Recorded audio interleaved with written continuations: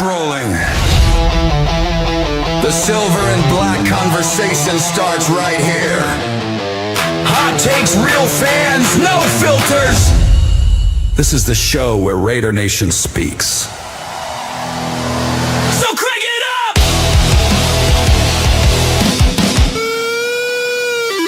And show me your shit!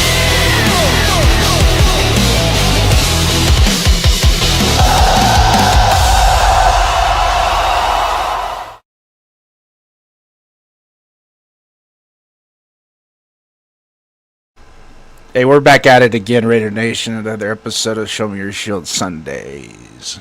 This is going to be a regular thing, especially after games, so we can get your takes as to exactly what's going on in Raider Nation. I'm Raiders First Downs, JD. You can call me JD. Raiders First Downs, Jason, whatever makes you comfortable. On my right, my co-host, Donuts Duncan. And down below, we have a special guest from our All Aboard Discord. Talked to him a little while ago, see if he'd come on, be the third member of the panel for tonight. He was more than gracious to come on. Back from Germany, straight back to the Central Valley, California. None other than Chris R., the Meme Lord. What's up, Chris? Howdy, fellas. Thank you for having me tonight. Yeah, glad to have you. Glad to have you. Yeah.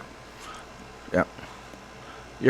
You between you and Darkseid, it's hard to top that. You guys are legit. So, having said that, we're gonna get the ball rolling tonight.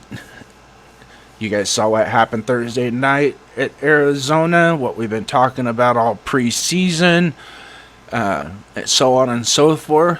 We're gonna dive into that a little bit tonight, maybe a whole lot. But first, Duncan, we have chats coming in. And let's roll through it. And I see a particular button on the control panel that needs to be hit. Double check. Can you guys hear this? Give me a thumbs up if you can hear this. Nope. Cannot hear. Can't hear that? No. But we got Rorschach coming in. He was a whole 40 minutes early because we started 10 minutes late. Welcome, Rorschach. Love seeing you here. Got Easy Big Dog coming in saying, howdy, gentlemen. Thoughts on our DC? My personal opinion is it's not the regular season yet, so we don't know what the defense is actually going to look like. That was base cover one defense because they just wanted to see what the cornerbacks could do in man coverage. That was it. That was what Kubiak said, and I believe him. We got Jack. What's up, Raider Nation? What's up, Jack? Salute, brother. And Rorschach's going to go eat some dinner, but he'll be back right soon. Cool. And then we got James Furpo. Raiders.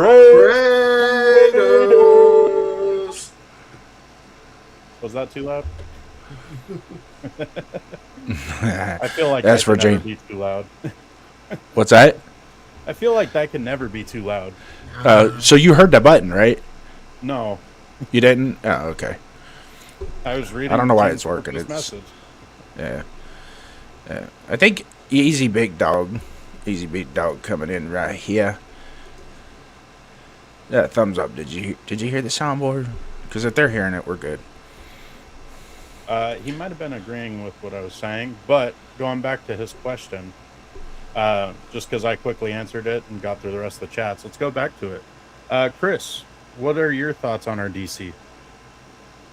It's too early to tell, really, and I do agree. This is the first preseason game. They're not going to show their hand for the first preseason game. It's up in the air right now. Obviously, our performance, I wasn't too thrilled with. There are a lot of excuses that could be made. You know, time will tell. But right now, I don't think we're tipping our hand. We're playing base cover one. Wanted to see how certain players did. We got the next game coming up. Let's see if things change. Yeah. Did you have any opinion on it, Jason, or too early for you as well? Opinion on the DC? Really, in all honesty, it's not so much the DC, except for he has one job to do in a preseason. The most specific job that he needs to do is get them ready to play and play at a level that is acceptable. Whether it's a vanilla scheme or a complex scheme, it doesn't matter.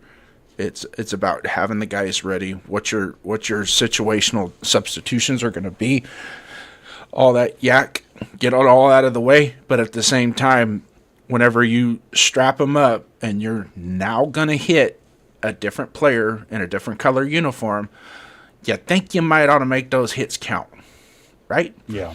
Have a little attitude, show a little tenacity. That didn't hear a peep out of it. There's a couple players. I mean, Walker had some good sticks in the hole. Minimal yardage on some of his. Hakeem Massis came up, was being aggressive against the run, but you're asking a 5'10", 50-pound soaking wet cornerback to come up and make NFL tackles like that. Kudos to him. He's not afraid to get his head in there and get a little something out of it. But in the meantime, where's the rest of it? Where's the defensive tackles? Yep. I didn't. Other than J.J. Pegues later on in the game, I really did not see a whole lot of push and dominance from the interior defensive line. I'm going to push back a little bit. As far as the run game goes, I thought the interior D-line did a very good job, especially with the ones. I mean, they were taking on the whole offensive front and allowing Walker to get penetration and getting tackles before the line of scrimmage. So as far as the run game goes on the interior D-line, working with Walker and Dean, like that looked great. Mm-hmm. Where was the pass rush? I mean, it was very, I don't know how to word it right now, but it was very lackluster. Like we're back to the same old Raiders of we're getting pressures maybe and no sacks. Like, still first preseason game, first contact against another team, so it's still too early to say, but if that's what our pass rush is going to be with or without Maxx, like it's looking like same old Raiders defense. Yeah. Now I do have to throw a bone to Malcolm Koonce a little bit because he did flash. Obviously he didn't get home, right? But you can really see his power to speed on the outside was more than what we saw last year. Of all last year, you saw it in that game, and it's like, okay, just seeing with him on his pass rush and what he was doing with the pass rush, it's like, okay, if that generates just a little bit more and a little bit more as the season goes on, then I think we're good there with Malcolm Koonce, because I'm not expecting a whole lot out of him I'm not expecting him to be a 20 sack kind of guy, but at least be that complementary piece that can get a sack, maybe get a drive changing play, to where it changes the other team's offensive drive. Just something to that effect, but you can kind of see it a little bit, and he didn't get a whole lot of playing time as well. Crawford, as the game went on, you started to see him show up a little bit more. Anything have to do with the changing of the offensive players playing though? Because that, for me, like seeing Sloan, like at first it looked like he was kind of getting handled fine by the offensive line. And then they changed their personnel to their threes, and then Cian Sloan started taking off. Right. So could that have been a little bit to do with the player you're talking about? With Koonce? No, with our third round pick. With Crawford? Yeah. Yeah, that definitely could play a part into what we were seeing. But just the mere fact that you can see something, you know what I mean? It wasn't, most definitely, the progression has to be that he's got to rise to the level of the caliber he's playing. That's absolute. There's no disagreement there. But just the mere fact that you could see it, you see what I'm saying? Yeah. That there was he was aggressive. He was reestablishing the line of scrimmage on his end, and penetration, and he actually did fairly well on outside contain as well on his side. There was a couple leaky ones. One looked like Love was going to make a house call. but he did his part, and the back end didn't feel like it was supposed to. Yeah. So, because sometimes when you're outside to contain, you want to take your job might be to take on the primary blocker out there and force it back into the middle. And if you do that, you did your job. Now it depends on the other guys to do their job and clean it up. Yeah. And then also on the run game, the ones did lose outside contain one time, and that was Chen. It was unfortunate it was Chen just because I've been so high on him because I really think he had a great season last year, and I was really hoping he could build upon it. Still early, working out the kinks. They're playing cover one. They're probably hardly ever going to play that in an actual game. So things will change. So too early to get upset about it, but there is some stuff that we can see that may be concerning if it continues. Mm-hmm. Definitely. Another thing of note too, obviously the cornerback situation, that's something we also have to keep an eye on. So so Chris, was there anything that really popped that you really liked that you saw? I mean, I think it's enough for now with the negative. Let's get some positive, and then let's see if we can get the chat going. What do you guys like in the chat? I mean, honestly, like the overwhelming positive is the play of some of our rookies, and I think they were the expected ones. Mendoza, he got off to a rocky start, but once he kind of found his way, he was looking good. Some decisions, rookie mistakes, but there were some really good throws he made. I was really looking at how the wide receivers were doing too, because we got some rookie wide receivers that have been showing promise. I saw a lot of good things from Benson. We'll see if that keeps growing. Obviously, the reports are going around that he's trying to build a connection with Mendoza. So if we can if that relationship grows and it bears fruit, we could have a great quarterback wide receiver pairing there. I loved what I saw from our second-year wide receiver, Besh. He was phenomenal, both in the passing game and in the running game. And it's going to lead to my next player, Mike Washington. That 50-yard run that he made, great. But that O-line play and Besh's blocking, that really sealed that run. Yeah. I went back and watched that play again, and Mafi, Mafi's block was impressive. He came off that combo block and got to the second level, and thud, it just stopped right there. And then in all honesty, I think if I was inside Mike Washington's helmet, he was like, "Oh crap, this happened quick," and it was on. And really, that was a house call. If it wasn't for the fact that safety had the angle before Washington broke, he played it as perfect as you can at that point of the run. So he was just able to chase him to the boundary and use the boundary to end the play. But for the most part, I said it when we drafted him, and I'll say it again. He is that type at the second level, is going to be dangerous, and don't be surprised if he clicks off a few of those in a game that he's going to stay in the game.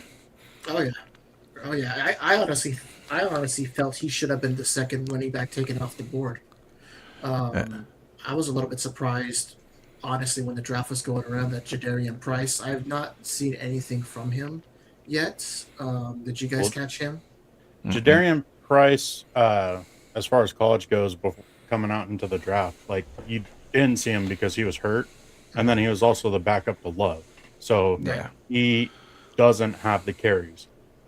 But to his benefit, sometimes that's a really good thing because that means his body wasn't too torn up from carrying the ball in college, kind of like Josh Jacobs. Because for however long before Josh Jacobs, how many times did we see Alabama running backs coming into the league that had tons and tons of carries, and then they didn't really do much or last very long in the pros.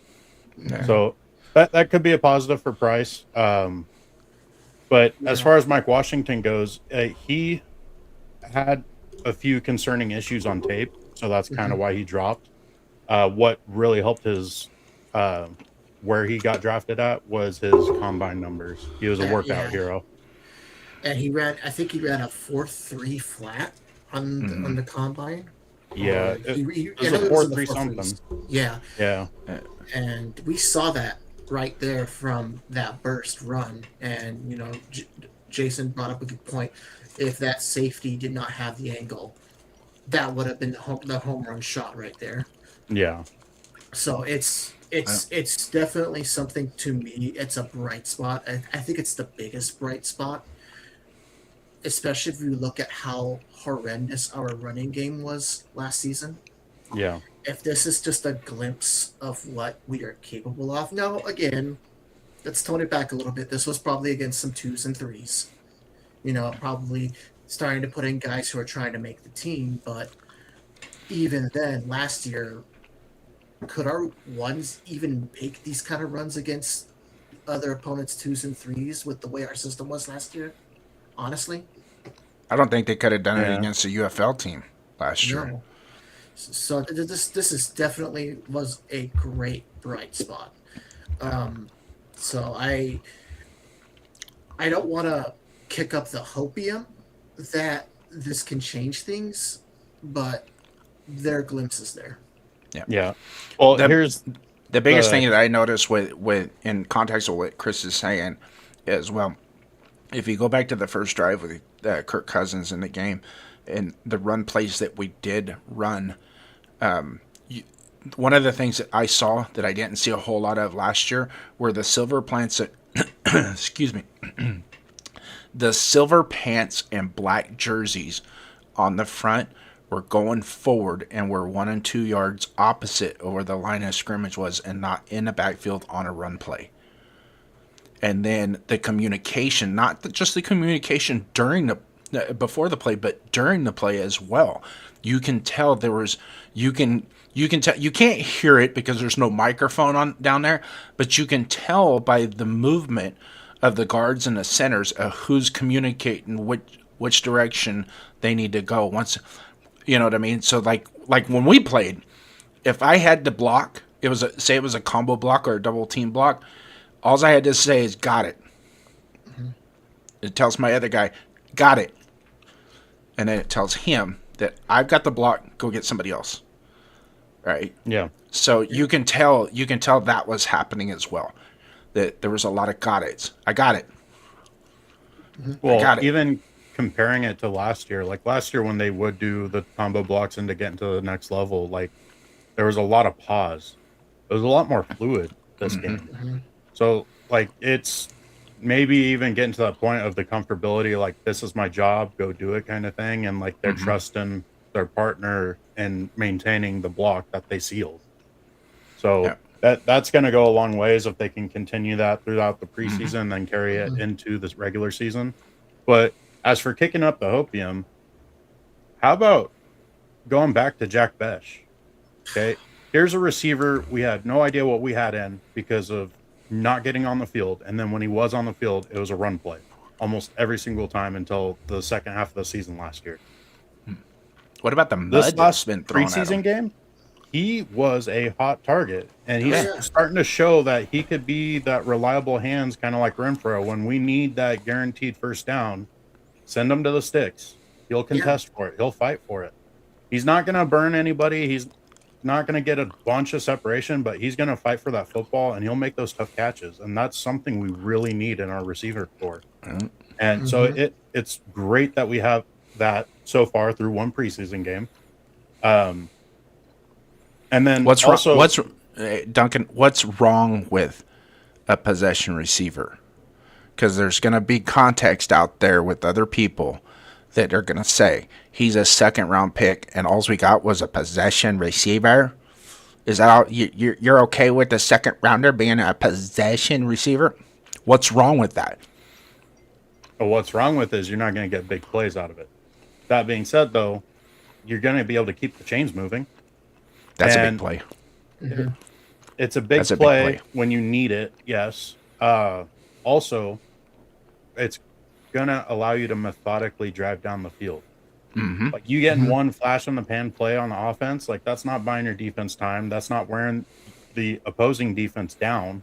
Like you being able to check down to a receiver like Besh and get that third down when it's a 3rd and 5 and you absolutely need it. And you start seeing those defensive linemen with their hands on their knees before every play. Like that's what comes of it. That's the importance of a possession receiver. Yep. And sure, having a big play receiver is always awesome. You know, definitely the Raiders of old were built on the big play bombs. But having these kind of possession receivers and ripping and tearing the middle of the field, that just pays more dividends than the one quick boom boom gone. You know, it keeps their defense on the field. It tires them out. Like, you know, what Duncan said, D linemen, hands on their knees, they're getting burnt out. They're going to have to switch out more. The longer we keep our defense off the field, the better they will be. And that's been a common issue these past few years. Our defense was on the field probably more than our offense because our offense was just horrendous. But Jack Besh is just a glorified tight end. That's all he is a glorified tight end. Jack Besh is and we already got, hold on. We already got Brock Bowers. But what people don't realize, it's okay to have a quality hands guy on the outside as your second or third option in the play, especially with third and short, third to medium, and third and long. He knows where the sticks are, and when the ball is thrown at the sticks, he's going to catch it. He did it last year. Even though he only had 20 catches, out of those 20 catches, I think 13 of them went for first downs. Okay, so if you can triple that output, good God. What's wrong with that? Make it make sense to me, guys. What's wrong with that? Here's the perfect example of possession versus big play is the Atlanta Falcons versus the Patriots Super Bowl. That Falcons team can make a big play happen at any point in the game. But what did the Patriots offense do? They possessed the ball and kept wearing down the Falcons defense. And then it came to a point where the Falcons defense couldn't stop the Patriots at all. And then the flash in the pan offense, all of a sudden, they weren't moving the ball anymore. They couldn't get their big plays anymore. If you rely on the big play, you're going to be stopped eventually. And that's exactly what happened with the Falcons that game. Is it just took a little bit of time for that Patriots defense to start waking up and stay rested because the Patriots offense could drive the ball. And then all of a sudden, that whole score flipped over. Yep. So it's just a systematic way of doing things is what it comes down to. And Kubiak's offense is curtailed to that style of football is be systematic. Because if we hang our hat on trying to make the big play or the three-pointer all the time, then you're going to win some and lose some. Whereas your percentages are going to go up if you're methodical with your presentation and your execution and allow the long plays to come to you, right? But the Raider mantra is we're going to take what we want, right? And that was good. That was really good until about 35 years ago. People figured that out. Exactly. Okay. Well, so you can only run 4.3 40 so many times on a 100-yard field before you run out of room. So if you can at least apply pressure, keep the defense, keep the offense honest, and if you want to throw deep balls all the time, fine, we're going to let you do it, and we're going to kill your quarterback. But in a situation like this with the West Coast offense, and this is coming from the Bill Walsh's theory of an application of the West Coast offense is to utilize the whole field, side to side and up and down, right? So there's going to be a time where you're going to make a promise that we're going to take this one deep, but we got to get to this point and this point in the passing game before we take that shot, right? Instead of just coming out first play of the game, 7-step drop, throw it back. I mean, I remember watching Terry Rubisky as our offensive coordinator back in the late 80s, early 90s in a game. The first 10 plays were nothing but 7-step drops and throw the ball downfield as far as you can. And all's Willie Galt and Mervin Fernandez was doing was running 100-yard sprints. I felt bad for those guys. I thought they were going to have to tap out in the first quarter because that's all they were doing was running gassers and didn't have a that quarterback could get it to him, not accurately, but he could throw it down there. But anybody can close their eyes and fling him. Yeah. But getting back to the possession style receiver and with the historically in our organization in 1983, which was one of the best teams we ever had to win the Super Bowl, our leading receiver with 83 receptions was Todd Christensen. So there's nothing wrong with that. There's nothing wrong with what Travis Kelce and Rob Gronkowski and all those guys at tight end. There's nothing wrong with that. If you can catch the ball, if I could throw you the ball and you can catch the ball for a profit, we're going to win. Mm-hmm. Yeah. Well, how many years was it when Tom Brady was with the Patriots? Like, how many years were we sitting there and complaining whenever we watched a Patriots game? Like, man, all they do is the checkdowns. All they do is just get the little dink and dunks. It's like they're taking what the defense gets them, and yet they keep winning. It's like there's a method to it. You're wearing down that defense. You're starting to get those DBs to expect the short pass, so they start jumping it more.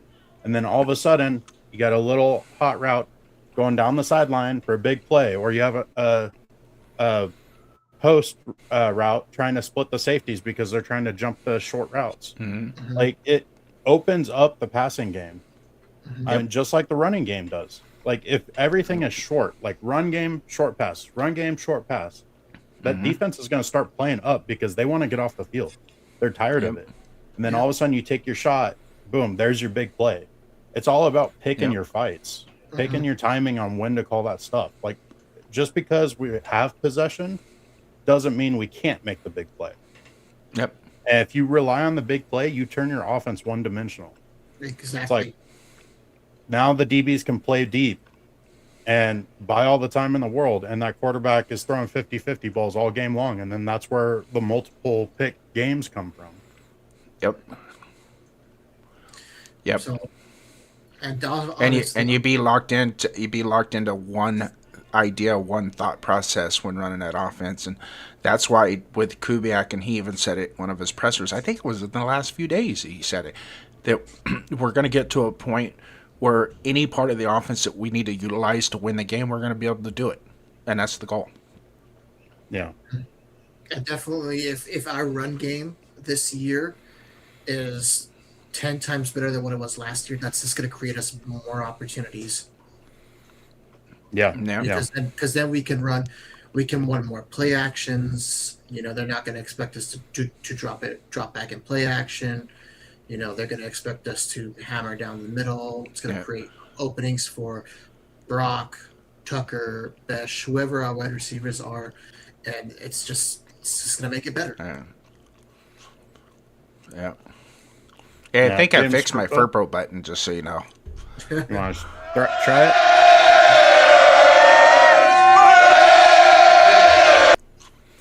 Yeah, there you go. That sounded good. Purple saying, can I say it feels great having our own number 15 to look at? You're welcome. You do kind of got that Mendoza-esque in you. No, I don't. The Mandalorian. No, I'm not even half the dog he is. Yeah. People really want to overshadow how much of a tough guy he is, and it kind of pushes my buttons a bit. But what's that? He'll show it to us. People want to say he's too nice of a kid. He's not a dog. Like, he's not a dog. They completely ignore like the plays he was making in the playoffs last year for college. Like, he is a tough son of a gun. In defense of the person that's almost decapitated against what was it, Ohio State? Oh yeah, and then first play. Back 1 or 2 plays later, and then just drives down the field. Like, the guy is tough, and I love it. Yeah. Exactly. He's a hell of a lot tougher than what people. In all fairness to the gentleman that made that on his podcast, on his show, that made that comment, was before those games were played out. So he was actually stating, because there were people going out there saying that because nobody watched him until the end, and that nobody watched the Penn State game. Or the UCLA game. The UCLA game, he got hit harder than the Ohio State game. Yeah. And it's proof of pudding. You go watch the game. They were lighting him up. That was their goal. They knew the only way they were going to beat Indiana or have a chance against Indiana was put the habeas whoop ass on Fernando Mendoza. Got a interception out of it from hitting him and the ball flopping around. But at the same time, we want to talk toughness. Is he bounced back from those?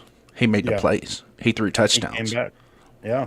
Yep. And if anybody knows anything about Mendoza, it's this guy right here, JP Raider. He's the guy that was in our Discord that told us right when Mendoza transferred, he's like, he's going to be the guy. He may be the first pick overall. Like, that's when we all started watching his Cal film and was like, oh, this guy's legit. Yeah. He was good at Cal. Didn't think he was going to be this good at Indiana, but he was good at Cal. But you know what? It's all about the RPOs and the back shoulder fades and not being able to read progressions, not able to be able to take snaps from under center. It's just not going to work. He's not worth the number one pick. He's not. Yeah.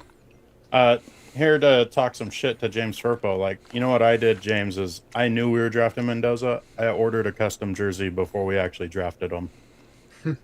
So I wore it during the draft. I was celebrating when we drafted him, even though I knew it was coming. But hopefully it gets to you soon, and hopefully you can be rocking it before the games actually start, and that'll be awesome. I gotta get me a Stabler jersey. I just stick to Howie Long. Yeah. I got 5 of them. I'm going to probably buy 2 more. The only one I don't have of him is the legacy one, the silver numbers white jersey. Ooh. I don't have that one. That's the one I want. And of course, Jeff is going to probably pop in there. My wife's got one. Yeah, I know. I know. Well, Jeff's already. But that's the only one I want. That one, and I'm trying to find his All-Pro jersey that says American on the front for his Pro Bowl. That's the one I want. Yeah. Team trade back. Yeah. And that's what we're going to do next year. I see it. I hope not. Well, I guess I don't either. But it depends on the situation. But I'm either or. James likes the Nike jerseys, and but there we go. This says Nike. No. I have a Maxx one with silver numbers and letters, and have that Mendoza coming just like it. Yeah, no, that's awesome. Keep building the collection. We got some great players on our team right now. Mm-hmm. I got a Brock Bowers one that I am too fat to wear now, and then Charles Woodson one that's in the closet. The Charles Woodson one's kind of the older ones, so it's like nice and thick and fits really well. Like kind of fits like an actual football jersey, how it's always too big for you when you're just wearing it without your pads. Yeah, it's got that stretchy material in it. A little bit, yeah, but it fits nice and loose, and that's probably one, like if I went to a winter game, I'd definitely be wearing that Charles Woodson one with a long sleeve underneath. But yeah. No, that's awesome, James. Hope you can keep growing your collection, and hopefully it's with a lot of Raiders that are on this roster, because we're turning the ship around. Like ultimately that's what we're hoping for, and that's why we're on here talking and picking the good stuff and the bad stuff and what we want to see, and keep talking about it. I think we did overshadow one player on offense who had his big play in the game, the first touchdown of the game, and that's Michael Mayer. He looked very solid. He had a couple good blocks, and then he had he had 2 receptions, one for the touchdown. Yeah, and then he had one for on the right side in the flat that he got the first down on. That was a nice play too. And I would not be surprised if teams can actually slow down Bowers if Michael Mayer is having a big game. Besh and Mayer are going to have big games when we go against teams that can actually slow down Bowers. So be prepared for a lot of short throws, But guess what? If we're able to drive that ball down the field, that's a whole lot more important than one big play. Yep. Yeah, let's take baby steps, right? Let's get the consistency down. 5, 6, 8, 10, 12-yard gains in the passing game. We'll worry about the 30 and 40-yard ones later. Yeah. They'll come. Early on the season, it may look like, okay, we get a little drive where we get 2 or 3 first downs and then we punt, and then we're putting them in within their 5-yard line, hopefully. Something Carlson did fairly well last year when he actually had the opportunity, but this year I have a feeling he's going to have to do it a lot more consistently. So early games, I'm expecting us to be able to get a couple first downs and then flip the field with the punts, and then put our defense in great field position consistently. And then hopefully halfway through the season, all of a sudden we're getting into that red zone and we're scoring. And now all of a sudden we're extremely competitive in every single game. And teams all of a sudden have to wake up and realize, like, oh, we're playing the Raiders. They are a tough team. And hopefully that's what the season becomes, is the Raiders are a tough team to play again. Yep. That's what we're missing. Because I bet a lot of teams the past few years be like, oh, it's the Raiders. That should be easy. Can't do that anymore, especially at our home games. We're going to play the Raiders this week, so why don't we fire our head coach and hire this high school coach to come in and coach our team this week? Oh, and then Carolina's coming in. Yeah, we're going to bench our number 1 prospect so we can put our backup, the Red Rifle, in and kick your guys' ass this week. Yeah, or Chicago with Tyson Bagent. Or the Rams. Bring in Baker Mayfield 3 days before the football game and start him, and then he kicks your ass. Yeah. What part of that has anything to do with the inept offense? I think that has more to do with the inept defense, right? I still think it's a balance. I mean, definitely the defense needs to get stops. Yeah. And that's something that they haven't done. A lot of people want to blame the offense that the defense is always on the field. Well, the defense doesn't always have to be on the field if they can get 3 and outs. That is true. Yeah. How many games did they get driven on in the first half? Plenty of them. 3 specifically where we kicked off the ball and the other team drove down the field and scored. And it took copious amounts of time off in the first quarter. And in the second quarter. The Eagles game, the Chiefs game, and the first Indianapolis game. Indianapolis did the same thing to us, but I think it was their second drive. I believe, don't quote me on that, but I think it was their second drive. They got the ball and then went chuck down the field. Washington did the same thing, second drive. Yep. So to say the offense left you out on the field all game, nope, you left yourself out on the field all game. Yeah. No, there should be no question about it. Our team hopefully was extremely lacking on both sides of the ball. Brought in new Which coaches, in turn scares me about what I saw on Thursday night. With the man coverage and with the 15 for 1,525 yards, 3 touchdowns. And we never had them in negatives. When they were negative behind the sticks, they were always 2 plays first down, 3 plays first down. It didn't matter. They were getting first down. They were just chunking first downs. And it's like once they got to the 45-yard line, I literally, when I was watching the game the other night, I was like, okay, guys, this is where you get them and you get out the nope. Just same shit, different day. That's all it was. And yes, preseason, I get it, but it's still the same thing. That's the problem. Yeah, exactly. And Kubiak was pissed off in the halftime interview. He wanted the defense to get some stops. Yep.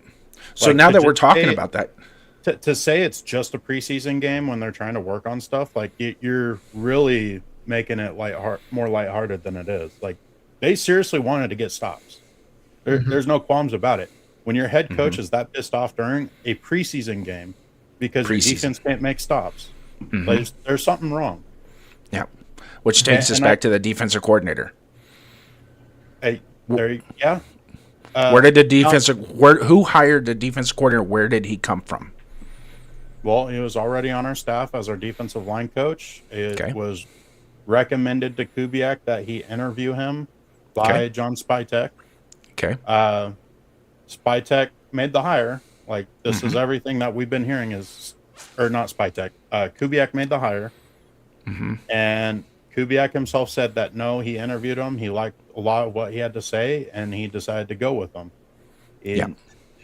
He said that Spytek never did anything more than just saying, hey, we really like this guy. We just want you to interview him. If you don't want him, move on. That's fine. Yep. Oh, Yep. And, which I 100% understand and I agree with. Also, too, let's add to that potion, that mix, is by the time we got Kubiak in the building, solidified, working on putting the staff together, by the time he was able to address the defensive side of the ball, which is probably, 24, 48 hours after he got hired, right? Maybe even before he got hired. Wasn't a whole lot to choose from out there either. So I'm gonna throw in there as part of this recipe is he might have been asked to interview him, but it also was probably at the point where, look, let's see if we can develop something with the consistency of having the same coach. But the problem is, if you do the same thing expecting different results, you're going to fool yourself. So let's just keep it a buck on that, right? So, I mean, in all honesty, I like Robbie Leonard. I thought he was a good defensive line coach, but there's some issues that have cropped up here recently, even with this training camp, that causes me concern. And it's like, okay, well, we can't – I know you're still the same coach, but you're going to have to do things different, right? Make us feel like it's different. Do something different. And is your scheme going to be different? Okay, we'll wait for the scheme to pop up. But in the meantime, the attitude and tenacity, it's the same. And I wonder if he's taken still a lot from the old Patrick Graham defense still. So that's definitely something we do need to consider. We'll see. We'll see. We got a young head coach. Got a young head coach. His first time head coaching. Obviously, we know he can call plays. We have, I guess now, a first time offensive coordinator in Janoko, but he's just there to help out Kubiak. So there's that. And now Robbie Leonard, first time DC. Long time, well, not really long time. He's been with the Raiders for 3 years prior to this, so to me, it's hard to tell, but I do agree. The signs are there that some things need to change. Well, here's the other thing, though, is like, in reality, how many of us are actually expecting something like playoffs to happen this year? Like, I would say the majority of Raider fans realize this is a springboard year, something that we need to build upon so we can have greatness in the future. Like, now, don't get me wrong. They're going to do everything they can to win this year. But in reality, we're going to have a lot of issues. We had so many issues last year that we're not going to be able to fix it in one season, one off season. There's going to be plenty of issues that still pop up in this season. And what's going to determine if we have the right coaching staff on both sides of the ball is the improvements we see throughout the season. Are there adjustments being made? Are players able to step up? Are coaches able to adjust how they're calling plays to help our current players perform better? Yeah. BDQ coming in here, poor Coach Robbie on the Raider hot seat after one preseason. I'll be quite honest with you, I can see it, and I don't even think it's with the Raider fans. I think in the building there might be some concern as well with the performance that took place Thursday night. And having said that, yes, and I said it earlier in the show for those of you in the chat that didn't catch that, is, yes, vanilla scheme. Yeah, we're only going to run, we're just doing the basics. It's a preseason game. The lineup is going to be a basic. But the totality of it is, what is the attitude and the tenacity of that defense, even in vanilla schemes, just running basic stuff? I didn't see it. Okay, I didn't. It's because, like, you can tell when a top-notch defense, even their second and third stringers, are literally dusting it up out on the field and making noise. You see what I'm saying? Like team tackling, like the pursuit angles, anywhere from get everybody rallying to the ball to, causing disturbances in the backfield on a regular basis. Maybe a couple popcorn balls, we didn't even get close to a turnover, right? And that comes down to attitude and tenacity. It doesn't have anything to do with, we ran just a basic cover 3 and we didn't blitz and it was all vanilla. I get that. But that doesn't resolve the fact you did not see an attitude. There was no identity in that team. There were some players. We talked about those players, right? But collectively, all level and guys at the same time, or even the front 7 at any given time, just being nasty and a bunch of a-holes when the ball snapped. That's it. That's all you got to do. Just be an a-hole as soon as the ball snapped. And then we'll take you out the field. We'll let the 2s and the 3s and some, the 58th and the 65th player on our roster get some runs so they got some tape for other teams, or if we want to keep them. So that's fine. But in the meantime, show us something. It's just you preach, we finally get to hit somebody in a different colored jersey. Well, you didn't. And then 15 for 15 on where's the accountability there? We got to make some stops. Who were the quarterbacks that went 15 for 15? Brissett and Minshew. And That's Gardner Minshew. Exactly. You mean to tell me you can't throw? I mean, when Minshew was on our team, you guys had him throw incompletions in practice. You couldn't do it in a preseason game? At least 1 or 2 incompletions? I mean, it's not hard. Made him look like we were playing up against Josh Allen and Lamar Jackson there. Oh, yeah. They were just dime. I mean, get a stop for love. Minshew's getting fitted for his Hall of Fame jacket now after Thursday. Greatest preseason quarterback ever? No, well, it's not quite gold. That. It's more got a little chartreuse, a little maize, maybe some burn spots or whatever. That's what it is. Yeah, that's exactly what it is. But still, in the long, you kind of get the picture. What I'm trying to say is, he's not the second coming of Tom Brady, but yet that we sure made him look like it. Yeah, exactly. No, and JP Raider is right. It's way too early to worry about Robbie. This defense is young. It takes time. Mm-hmm. Also, to add on to it, before our preseason game was played, what was I saying that this defense is going to look like? They're going to be moving pieces all around. They're going to be having a bunch of different blitzing packages, and our linebackers are going to be playing a big part in our pass rush. Well, guess what? You're not going to see any of that during a preseason game. So, yes, you have this man-on-man stuff and, go show up and hit because you're finally playing against a team that's not your own. But you're also not playing a defense that you regularly practice. How many times do you actually run a base cover 1 in a game? Yeah. Not very often, especially nowadays when they have all these different zone blitzing packages. Mm-hmm. So it's just not how football's played nowadays. I understand you want to beat your guy man on man. You really want to see the toughness of the guys you got. But that's not playing the scheme. It's a big part. If you're taking out the coaching from football, you get what happened in preseason. Yeah. And it's like Al Davis always said, first you hire great coaches, then you go get your great players. Well, if you're not letting your coaches scheme because it's preseason, it doesn't matter how great your coach is. Yeah. Now, on the small details, like the offensive line, that looked great because they're able to practice basics. They were able to communicate. That's going to be regular stuff that they run in any type of system, and that looked great. On the defense, we're going to have to force generate pressure with blitzing packages, and they're not going to do that in preseason. So it's a little too early to get too worked up on it. It's preseason. Wait till week 3 in the regular season. Yeah. If our defense and I'm really not worked up on that aspect of it. Just so my point be clear, I'm not worried about that aspect of it, the schemes and things. That 100% I understand specifically. I completely get that.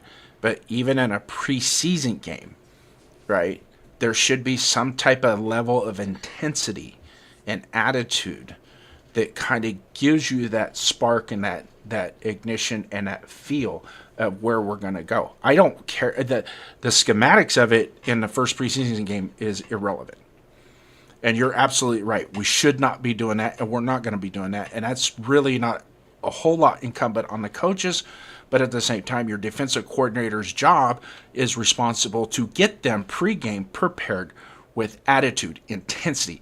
This is what we're going to do. We're going to go out there and you're going to show them what you guys are capable of, okay, as a man, not as a scheme, not as the rest of it, as a man, right? So, and if it's just head-on-head, one-on-one opportunities, beat the guy in front of you. That's all you got to do in the preseason game. Just show that. When it comes to pursuit angles and flow into the ball and the overall flow of the ball, it's like you kind of want to see in preseason everybody hustling to the ball to stop the play, right? And then as the season goes on, sometimes that will tail off. But your really elite defenses of all time throughout the history, even in their preseason games, you would see that kind of semblance, right? It's not so much that they're looking to be extremely successful, but at the same time, they're pushing their attitude. They're showing the identity of who they are as a collective group and how they're going to fight together, correct? Well, so no, the scheme stuff of it doesn't matter to me. Okay, so the great defenses where you see the flow of the defense all collecting to the ball. All those defenses keep the ball in front of them. You're not going to see that in a man coverage scheme because the players are pretty much even or they get beat. So the ball's not being kept ahead of the defense. So you're not going to see a lot of that. Pass plays or run plays? Well, that's pass plays. And as far as run plays go, they broke contain once on the number ones, and that was that outside run to Chin's side because he came up. As far as the inside runs, they pursued and filled their assignments, and that there was no holes for Love to go. Love looked like a rookie against our ones. Right. Love didn't start tearing it up until he was playing against our twos. Yeah. So there is some hope there. They were doing their jobs. They were beating their man. Our D line was taking on the whole offensive line and allowing Walker to penetrate that offensive line. Mm-hmm. And yes, Walker did have some plays. He did have some. The second point I wanted to bring up is during Kubiak's interview, post-game interview, he said we played majority cover one because we wanted to see what our cornerbacks had to see some stuff. So they're not even practicing man-to-man hardly at all because they're going to be a majority zone defense in the back end. So already the players are uncomfortable with what they're doing because that's not the majority of what they're practicing. Okay. So how are you going to go out there and dominate or show your mano-a-mano when you're doing something that you're not regularly practicing? It's not going to happen. Yeah. I mean, it's a bit. And talk about not even that. So I'm not trying to push a debate or an argument at all on this because you were absolutely right in the context in which you're saying that. Totally understand all that, but it just, to me, and this is my opinion, that I don't think that they generated the attitude or the tenacity or had that game-like, what you call the game-like speed or any, like the tackling was okay. They made the tackles, except for Walker, put a couple thumps on.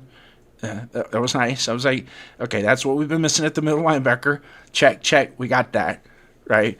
But from the defensive tackle standpoint, you see what I'm saying? It was like, is the running back getting hit or touched by any of the interior defensive line at some point? Now it's not going to be all the time, and primarily their responsibility isn't to do that.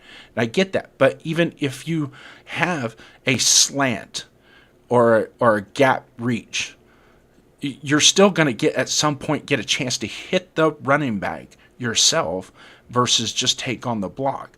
And those are just, and that's schematic. They didn't run. I get it. They didn't run it. But I mean, like when you guys played, Duncan, when you guys played and you had your scrimmages with other schools, even in the scrimmage, your intensity level was a little higher than practice, correct? No. That's not how we practiced at game speed.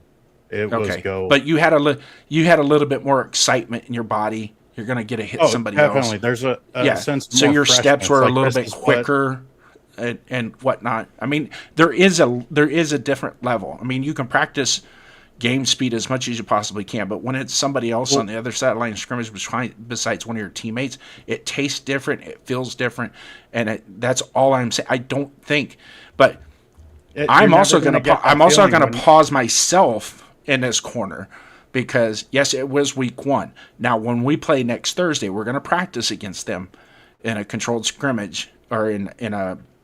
They say controlled scrimmage. It usually gets out of control. But we're going to practice against the Houston Texans, and then we're going to play them in a preseason game. That right there in and of itself will tell you that it's like, okay, now I can see the team aspect of that defense coming together. You see what I'm saying?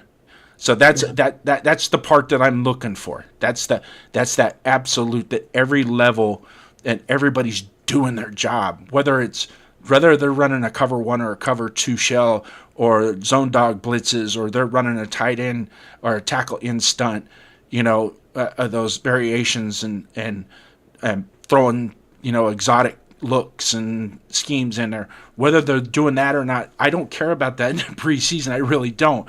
It's just all I want to see is the defensive line is doing their job, the linebackers are doing their job, and the secondary is doing their job and at least making plays on the ball. Whether or not they get the pass breakup or they get the interception, they're still making those plays, and they're all synchronized, right? So as the defensive line is putting pressure on the pocket, collapsing the pocket, the secondary is able to close and keep their leverage on the top end of the routes, and in turn, at some point, an interception or a fumble is going to occur. So that's it. I mean, it's not. I'm not thinking outside the box. It's just what I'm looking at from a totality of but at the same time, and you mentioned it, is the way that they played in that preseason game actually the way that they're practicing, right, at that speed? Because to me, the flow of the defense and everybody, trust me, I'm not jumping off the bridge on this. It's just, I understand it's a lot of new pieces coming together. It is, but at some point, it's just like, just fucking hit somebody. That's it. Just hit them. Get off the field. That's all. And you keep coming like this. I mean, I absolutely 100% understand. They put 27 points on Houston. You know that ain't. They'll probably put 27 points on Houston, but it's going to be a 30-27 type game, right? Because Houston's going to get their licks as well. It's just a preseason. I don't ever take into consideration the score when preseason games come around. I really don't. But at the same time, it's kind of like that visual thing. But the cool thing about everything that I've said and my stance on what I saw on Thursday night is that now when we go into Houston, I can watch the game and go, okay, they identified it. It's now we know that they saw what I saw or what you guys saw or of any of that. But it is going to take time. It's going to take time to build this defense. So I'm going to go mute, let you guys have some fun. So Ryan Tamale's coming in saying McCoy looked pretty horrible. I was excited about him, but it was sad seeing him play. Yeah, I was pretty depressed with his performance, but another thing is, like Kubiak put it in the perfect words, is Kubiak was so proud of him being able to get onto the field and playing, because that was his first time on the football field against another team in a game scenario in 2 years. Mm-hmm. Like, there's going to be an extreme amount of rust. Like, how many times in the NFL have we seen pretty high caliber players go and get a serious injury and then they're gone a whole season, and then when they come back, they don't look the same? They look slow or sluggish, or like they're always half a step behind. Like, it's going to take time for McCoy, and the Raiders are doing right by him and bringing him along and practicing him with the 2s and the 3s to make sure he's ready. They're not going to force him into a situation where he's really going to have to force his body and then he winds up getting injured again. They're going to make sure he's ready. That's the last thing that I think they want to happen, because McCoy has the skills. He has the mentality. We're just we're baby stepping him, kind of like in the same way, but not in the same way we're doing with Mendoza and Cousins. We want to take baby steps with these guys because if we throw them into the deep end right off the bat, we're risking them the injury. We're risking their mental levels. Nope. Like oh, I can't play, and football is a mental game. We all know that. And if they're gonna run up a string of bad games, bad performances, who knows how that's gonna build this kid's character? He's coming out of a devastating injury. He's worked his ass off to get back on the field. He's shown that he could be on the field. Take the time with him. Let him build his confidence back up because confidence is key. Yeah. Business Decisions came in asking what scheme did our defense run in this preseason game. They ran predominantly a cover one defense, base cover one. So it's man defense on the back end with a one safety over top. And Kubiak came out and said in the presser that they ran cover one because they just wanted to see what cornerbacks can do what in man coverage. So to me, that's saying that they don't practice man coverage a lot, and they wanted to see it against another team how their guys did so they can get a feel on, is this something that we need to just stay away from for now? Did you want to input anything on that, Jason or Chris? I think definitely one thing that kind of popped into my mind is the mentality of the players. Sure, rust. We could also say Arizona had an extra game to get their mentality right. Did our players just come mentally like, oh, this is a preseason game, we're gonna take it easy? I mean, I'd expect my players to go out there to play like it's a regular game. Sure, we don't want to get our players hurt, but this is still rehearsals. You're going to want to play like you still deserve to be on the team. For let's just say we throw out Maxx Crosby out there and Max plays like horrible. This is hypothetical, by the way. I know he's not going to play horrible. He's going to give it 100%. But what if he just starts playing like he doesn't deserve to be on the team in these preseason games, and there's someone out there that's just outperforming him like crazy? I want our guys to mentally go out there and be like, hey, my job could be on the line at any moment.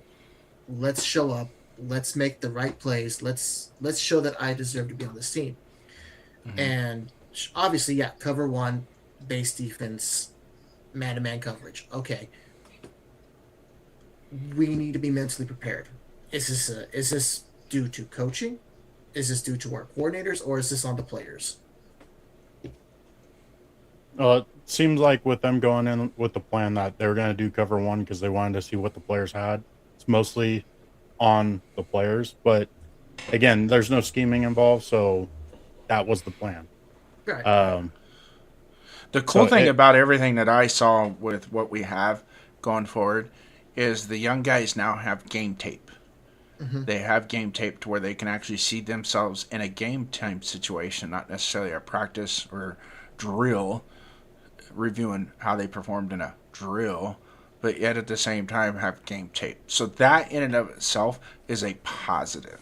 And sometimes, like what we saw on Thursday night, which, yeah, and obviously, and I'm still going to say I was not impressed. I was not happy with what I saw, but I still have hopium, quote unquote.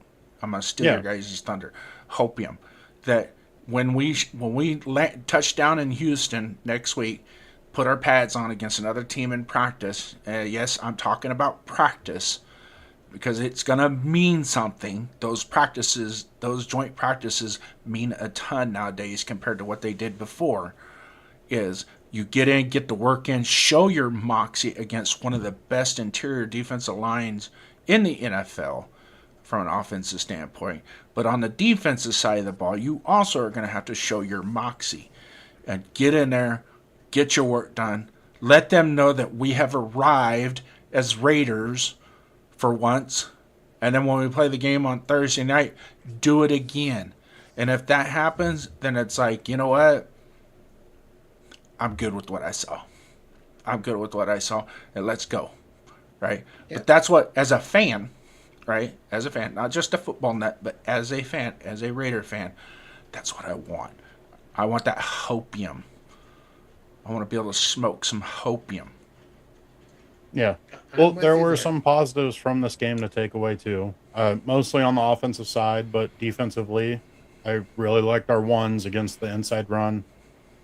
Walker looked just as advertised, so there's encouragement there. There's pieces to build off of for this season. And like JP Raider says, it's been 18 months without playing. So Nah. that's what preseason's for. Is we Yeah. gotta knock some of these kinks out, and hopefully with the scheme being added in when the regular season comes around, they look a lot better. And that's one of the reasons why I didn't jump on McCoy when the game was playing. I wasn't nothing out of my mouth, bad mouthing him whatsoever, because just that in of itself, you add that factor in and of itself and what you saw, it still wasn't that bad. It's just a matter of his technique at the top of the stem of that play and maintaining leverage, not losing your leverage on it. And then the one was a push off, but a good cornerback will learn with time, and he's savvy enough to learn the techniques to where when that receiver does the push off, it works against him, not for him, and he'll learn that.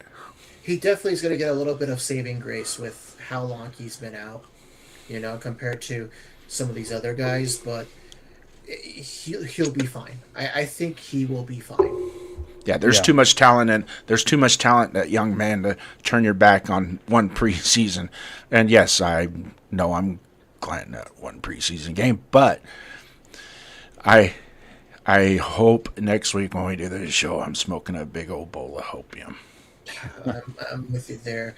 In terms of hopium, there are some other good young players. Now, yeah, again, it was mostly 3 and 4s against 3s and 4s, but there are a couple that caught my eye. Kean Sloan and Patrick Johnson, I think his name was. Yeah. But I think he went down with injury, didn't he? No, Patrick Johnson. Brennan. Huh? Or Brennan Jackson, I believe, was the one who went out. Oh, Brennan Brennan Jackson Jackson got hurt. Oh, okay.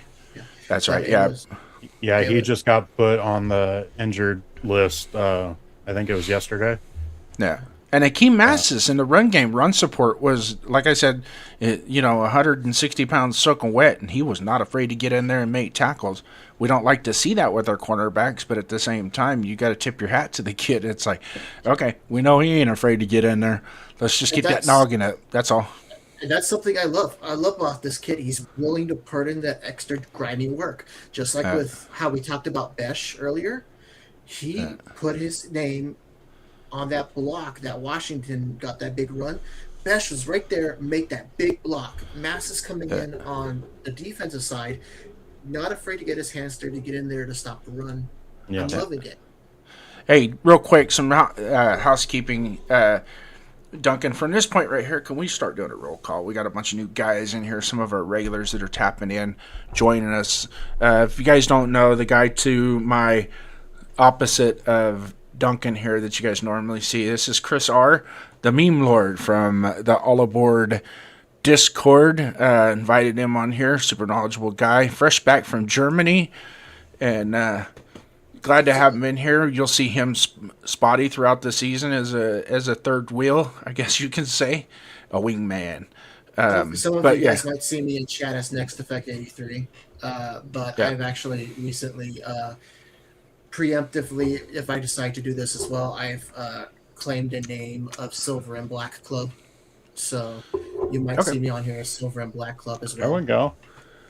So in the meantime, co-host Duncan, let's do a roll call, brother. Yeah. So Rosetown coming in, salute. Nice to see you. Also had I'm Not Bueno coming in.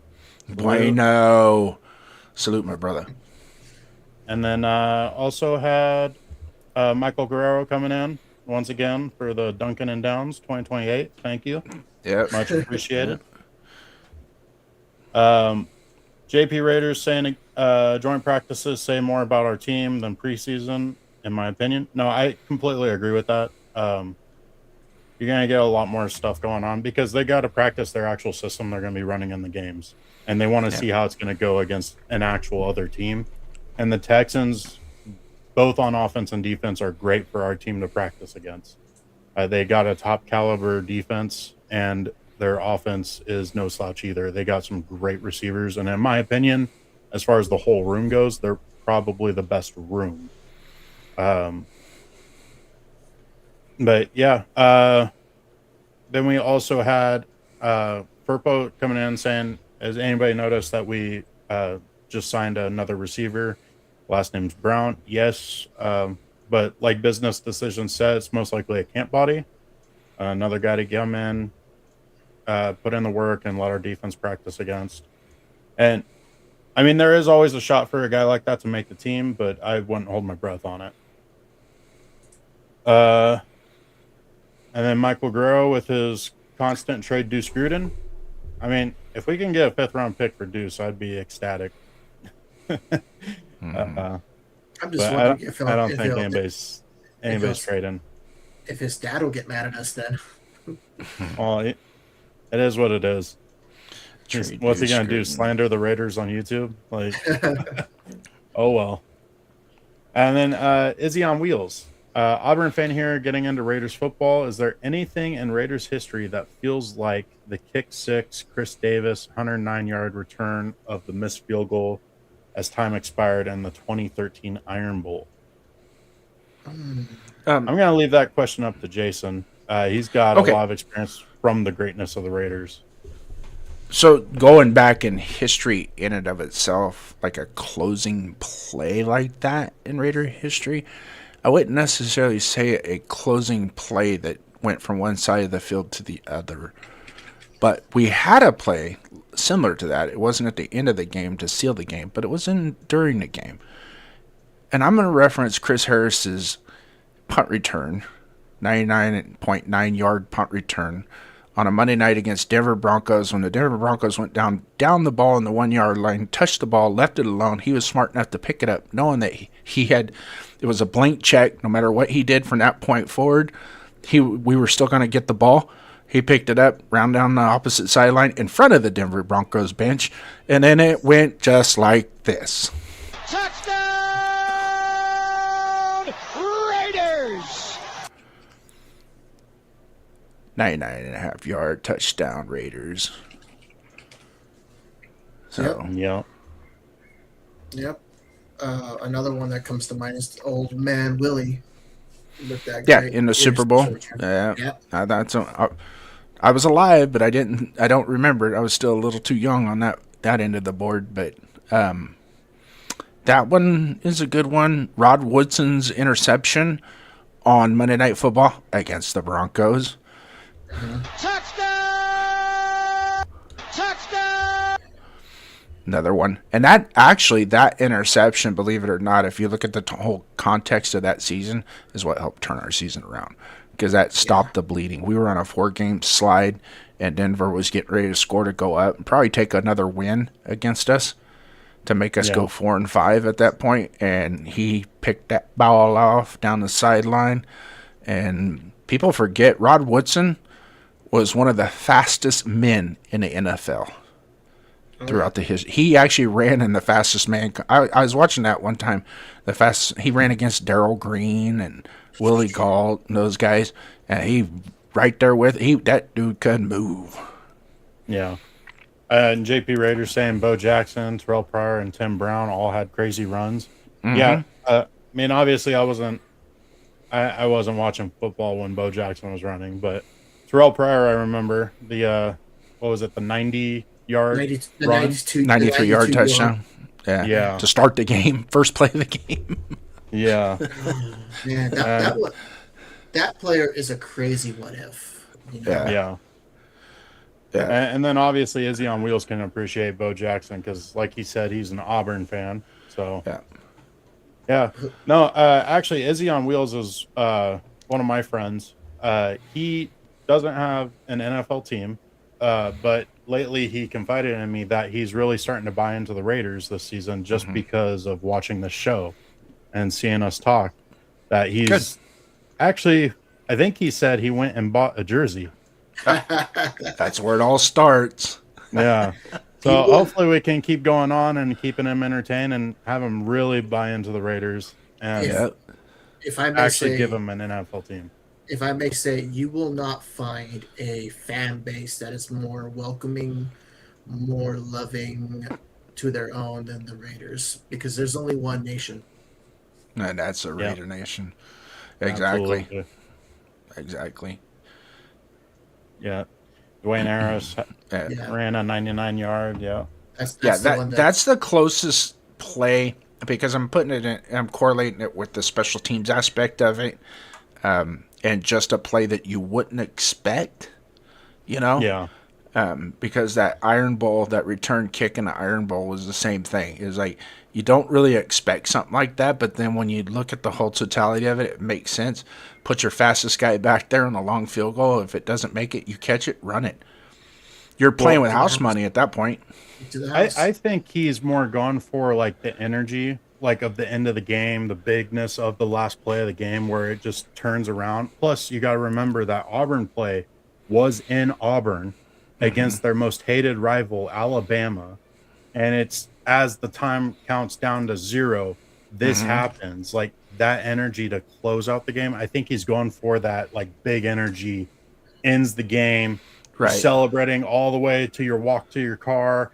Everybody's blaring their horns as they're trying to get out of the parking lot, and like the whole ride home is just you're on a high, you're on cloud 9, like that kind of feeling. Yeah. Which if I historically wasn't alive for it, but would you Holy consider roller. Ghost of the Post? Was he Holy was that roller. play?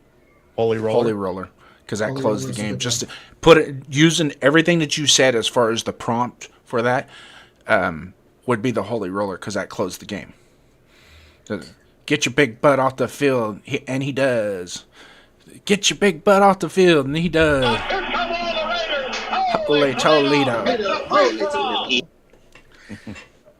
Another, Goes to the Post. That's a good one. Goes to the Another post. one. There's a lot of good ones in our history, and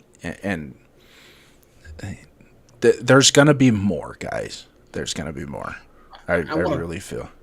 I want to bring up one more, and I think this one is definitely an important one that I think we should bring up more, is Michael Huff's interception against Houston on the eve of Al Davis's passing to close the game. Nah. That is just Emotionally, that was awesome. Yeah, because it was for Al. Yeah, Yes. and I believe you can watch that actual play with Hugh Jackson's commentary on YouTube, because I think Hugh Jackson did a piece and somebody put together like Hugh Jackson's whole thing on Al Davis and how much he loved them, and then they combined that play. I believe that's on YouTube, and you can look it up. Just look up for the Michael Huff Al Jackson game, or Al Davis game. Sorry. Yeah, another one to throw in there too is the Seth Roberts across the middle against Tampa Bay walk-off touchdown, where he split 2 defenders in a collision and then took it upfield the rest of the way for a touchdown as well. That was one of those. Let's get our ass on the plane and get the hell out of here. Game over, set, match.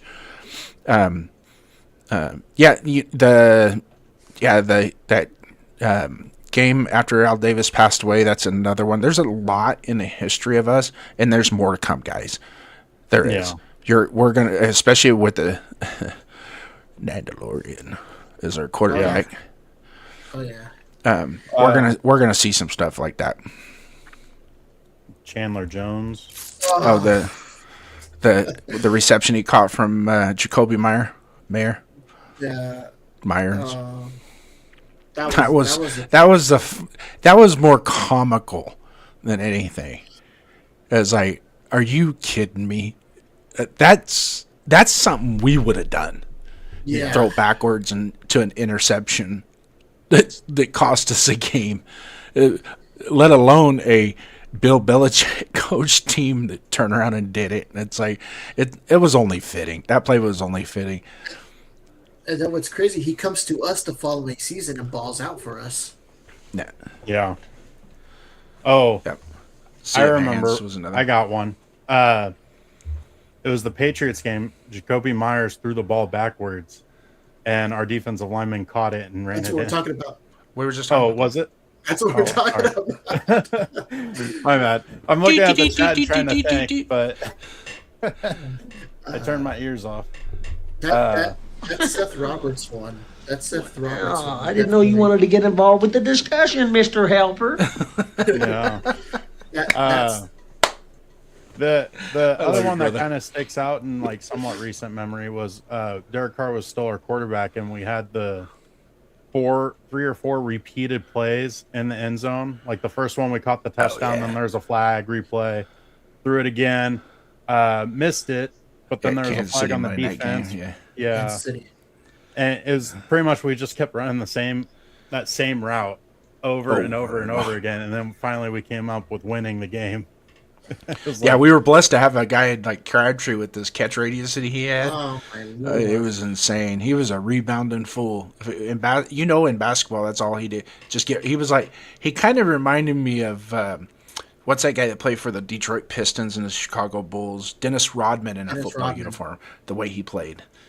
You know what I mean? He just his wingspan was like 6'3", but with like a 95-foot wingspan. He could touch both sidelines at the same time. Type wingspan. Yeah, need a runway to take off because he's got such wide wings. Oh yeah. The Seth Roberts one, that one was in New Orleans, right? No, that was Tampa Bay in overtime. But that was Seth Roberts also have another one that was in New Orleans that same season?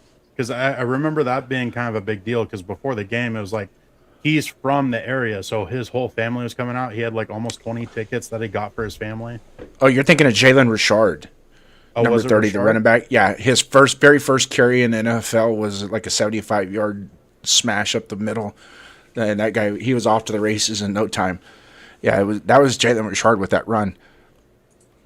Yeah, Seth Roberts actually had 3. He had week 2 against Baltimore in 2015, week 12 against Tennessee in 2015, and then the last one was the week 8 one in 2016.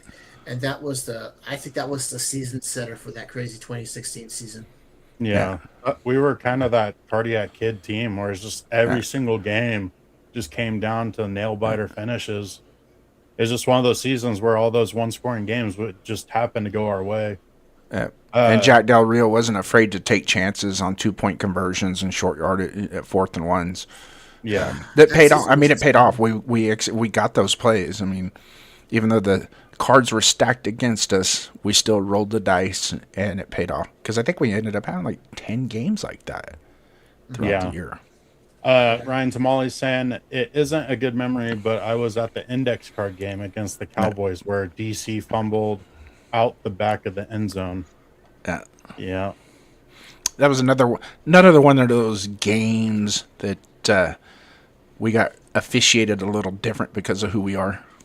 Yeah. Yeah. But well, hopefully that should change soon. Speaking of Derek Carr fumbling through the end zone, he did that, 2 or 3 times where he's going into the end zone, fumbled it, and it went out of bounds. Yeah. Then it's a touchback. Yeah. Yeah.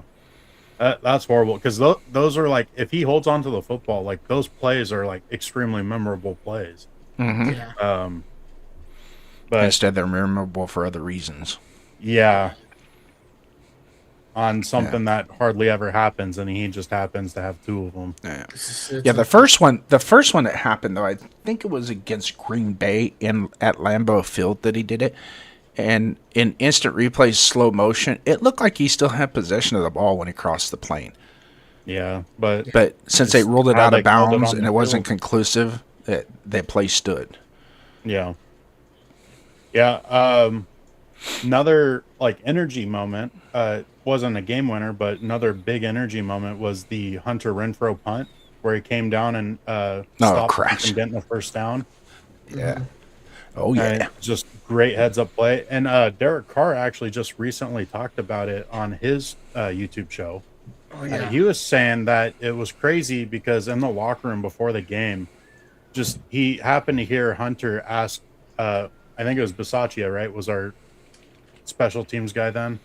He happened to ask Bisaccia, like, hey, if we think they're going to be going for it out of punt formation, like, is it okay if I come up and go for the stop? And like Bisaccia gave him like a weird look and like, yeah. And then like just carried on, like, because there's nothing that was ever talked about, like never practiced, just it was never brought up before. And then just so happens that Hunter asked about it in the locker room before that game starts. And then he goes and does it and makes that stop. Like it just added another level to it. Yeah. Izzy on Will's coming in with another one too right after Ryan Tamales there. This is a good question for a guy that's new to the Raider Nation. Welcome. Follow up any classic examples of the Raiders getting robbed, like Auburn fans still feel about our undefeated 2004 team never getting a title shot. Probably not to the extreme, but we got plenty of examples. Hang tight. Go Duncan. So the most prominent example would be the tuck rule. Bam. The next, like, as in recent, where we got robbed was the injury to Derek Carr against the Colts in our 2016 season. Yep. And then we had the index card rule, where never done before, never done again since. The refs brought out an index card to split the ball from the chains to call it a turnover on downs. Yeah. Which and then probably still was not a first down. Yeah. But getting back to the the biggest one, the tuck rule, was the 2001, right? It was 2001 AFC Championship game against the Patriots. And this was the defining moment to launch Tom Brady's career. The Raiders were up. Patriots were on offense. Raiders defense, obviously. Charles Woodson comes in on a corner blitz and sacks Tom Brady. And while he sacks Tom Brady, he knocks the ball loose. And in the replay, you see Tom Brady coming back down with the ball and barely touch it with his offhand. So meaning it should be a fumble. Well, the refs called tuck rule, meaning that the ball was coming forward. So then with the ball coming out is now an incomplete pass. Yeah. And the Raiders were the team that recovered the fumble. So that was the end of the game right there. The Raiders get the ball. They knee it out. Game over. That's it. Raiders are going to Super Bowl to play the greatest show on turf, Rams. Yep. Well, so because of that ruling, the refs took the ball away from the Raiders, gave it back to the Patriots, and then the Patriots, going against a Raiders defense that just thought they won it, drove down the field and got the game-winning field goal. Yep.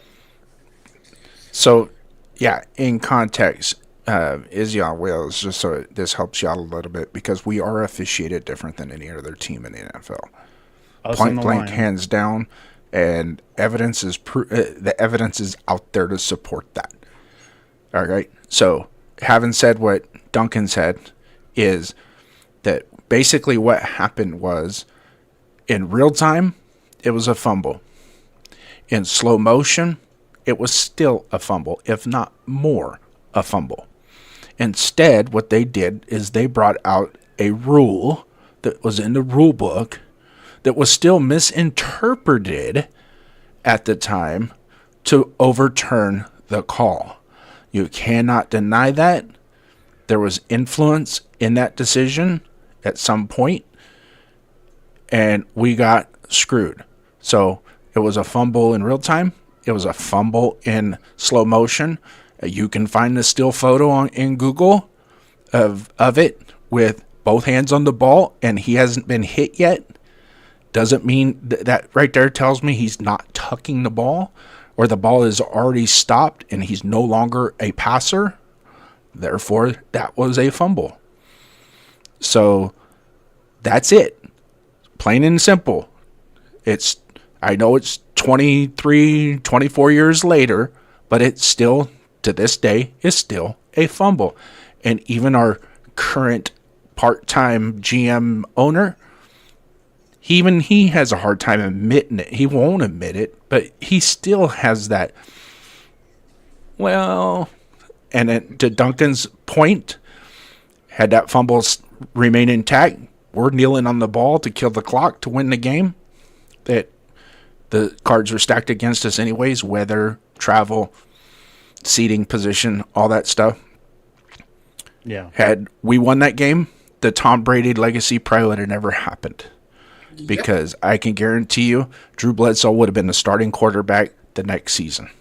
Well, I'll also say this. The Raiders' history could have been completely changed from that point, too. Because after that game, John Gruden, our head coach, got traded to the Tampa Bay Buccaneers, who we went and played against in the following Super Bowl and got absolutely destroyed by, because we were still using his playbook in the Super Bowl. So we make it to the Super Bowl in 2001 because that penalty or that officiating call never happens. Like, our history from that point on could be completely different than it is today. Whether it's better or worse, trophies. But yeah, I mean, that's possible. 2 more trophies. I definitely think at minimum 1, because we would have won in 2002, hands down, because there's no John Gruden on our way, because he still would have been our coach. Yep. 2001, there's a debate, but I still think the Raiders were the better team over the Rams, and we would have won. But that game never got played, so we don't know. Nope. Yep. And Izzy on Wheels, just so you know, there's a bunch of other plays. There's another play called the Spike Rule game. I don't know if you guys remember the Spike Rule game. You guys might have been around. Where we were playing the Chargers, and Vincent Jackson caught a 20-yard slant for a first down. As he goes to the ground. Nobody touches him. He gets up, spikes the ball. Nobody touches him. Raiders jump on the ball because he was never down, right? So, but he spiked the ball, and then all of a sudden, and it took the officiating like 4 conference calls, 2 phone calls to New York to decide how they were going to interpret that play, which eventually became an illegal forward pass, which was only a 5-yard penalty, so they still got the first down and the ball. Had that not happened, the Raiders jump on the ball, we're killing clock and winning the game. Yeah. You just can call him Izzy. Okay, sounds good. Thanks for that. I had to go back and actually relearn that one again. So that was when I was, I think, also in high school. Here's a Charles Woodson one for you. I don't know if you guys remember this one. We're playing Seattle. In Seattle, this is before Seattle had their new stadium. They were playing at the Washington Husky Stadium at the time. And we're playing up there in a downpour deluge, right? Ricky Waters busted, man. He's in the open field. He's trucking. But good old Charles Woodson comes flying up from behind, pokes the ball out. Ball goes rolling towards the end zone. Now it's a free-for-all for the ball, right? Anthony Dorsett, was it Anthony Dorsett or Pope? Might have been Pope. Jumped on the ball, but the field was so wet, it was like a slip and slide, right? He jumps on the ball at the 2-yard line, but slides into the end zone. He's got no control of stopping himself, right? He's at the mercy of hydroplaning, okay? Into the end zone. Recovers the ball, maintains possession. They touch him down in there. Safety. What the fuck you mean safety? What are you talking about? Oh yeah, he had ample time to get up and get the ball out and run the ball out. He chose to stay in the end zone. He fielded the ball in the field of play, but slid into the end zone and made no football maneuver at that point. So therefore, we're going to call it a safety. You know how many times I've seen the exact same thing happen in college and high school football and professional football, and it be called a touchback possession to the defense? That's the only time I've ever seen that called. Yeah. Only time. And it was like, are you kidding me? We're getting raidered like a mofo on this call. Totally 100%.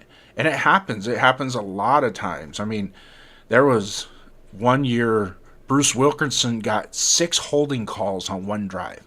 We went from first and goal at the 8-yard line to 3rd and 70. Yeah. Yeah. Al pissed off the league. He did. Gonna give a quick apology to Ardell, not trying to ignore him. Yep. He's got a bunch of stuff that popped in, so we're gonna knock out some of this for him. Yeah, let's get him Does going. AOC make the cut? One word answer. Yeah. Yes. He makes the cut, yes. Yes. Yep. Okay. Tom Brady sits on a throne of lies. Absolutely. Starts with the tuck rule.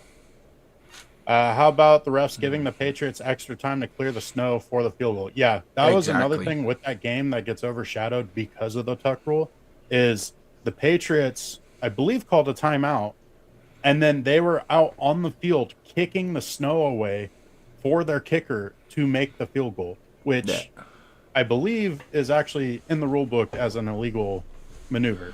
But you can use you can use physical body parts to clear snow. You cannot use instruments. So you can't like bring shovels or plows or anything like that. And then the players that are on the field that are going to be in formation, they can make those adjustments. It still it still plays out even to today. Yeah. And then that 2002 Super Bowl that we lost to John Gruden, the day prior, our all-pro center couldn't be found. He didn't show up until just a couple hours before kickoff, right? Because he was in Mexico celebrating because he had such a mental breakdown from all the pressure of making that Super Bowl and playing against his old head coach that he somehow envisioned the Raiders won. So he truly thought they won and started partying and got on drugs. And so he was in no shape whatsoever to play. I mean, we're lucky he even showed up for the game. And with your story with that, the fumble out of the end zone. Yeah. But yes, 100% Al pissed off the league. And that's pretty much all he did as an owner was constantly piss off the league with things that he wanted to do, and he was going to do them, and the league wasn't going to stop him. Another more recent one that went against the Raiders was our last playoff game against the Bengals. Oh, yeah. The inadvertent whistle. That is the one and only time I've ever seen an inadvertent whistle, like, not count. They continued with the play and called it as if the play continued without the inadvertent whistle. That's the only time I've ever seen that happen. And for the integrity of the game, maintaining that is if it was, and they watched the replay and they confirmed it in replay, that the whistle did blow, right? But their excuse was, well, it wouldn't have affected the play anyway, so we're just going to let it stand. The hell it didn't. You saw them all stop when they heard the whistle. Raiders stop because of the whistle. I mean, Burrow didn't even get his head knocked off because they stopped. They still had a chance to. They still had a chance to take him out. And was that on a 4th down? So that would have been turnover on downs. It was either a 4th down or it would have put him into an obvious field goal situation because it was a long distance or it was a long down and distance where if they would have went for it on 4th down, it wouldn't have. The odds would have been against him at that point. But it did come down to being a major factor because of how much we lost by in that game to the eventual AFC champion. Thanks for stopping by, Purpo. We appreciate you watching. Have a good day at work and make it home safe. Be safe. Go Raiders, baby. And then he also put the Patriots did it in the 80s before, didn't they? Yes, they did. Snow for the kicker. Yeah, they actually used it. That's where the instrumentality rule came into play because one of their groundskeepers actually drove a little 4-wheeler with the snow blower on the front of it, and he went out there. And what the referees thought he was going to do was just clear the line so they could see the lines, but he made an arc in a perfect position to where the field goal kicker was going to place the ball. Yeah. There was also a snow game. I think it was us versus the Steelers. We were playing at the Steelers. And the Steelers' tarps to keep the field heated magically didn't work for the game. So they're playing on a sheet of ice. Yeah, just on the Raiders sideline. Are we talking about the Immaculate Reception? It might have been that game. But But that was There's- also the game that Pete Rozelle met with Al Davis down on the field and said, well, the weather's the same for both players or both teams.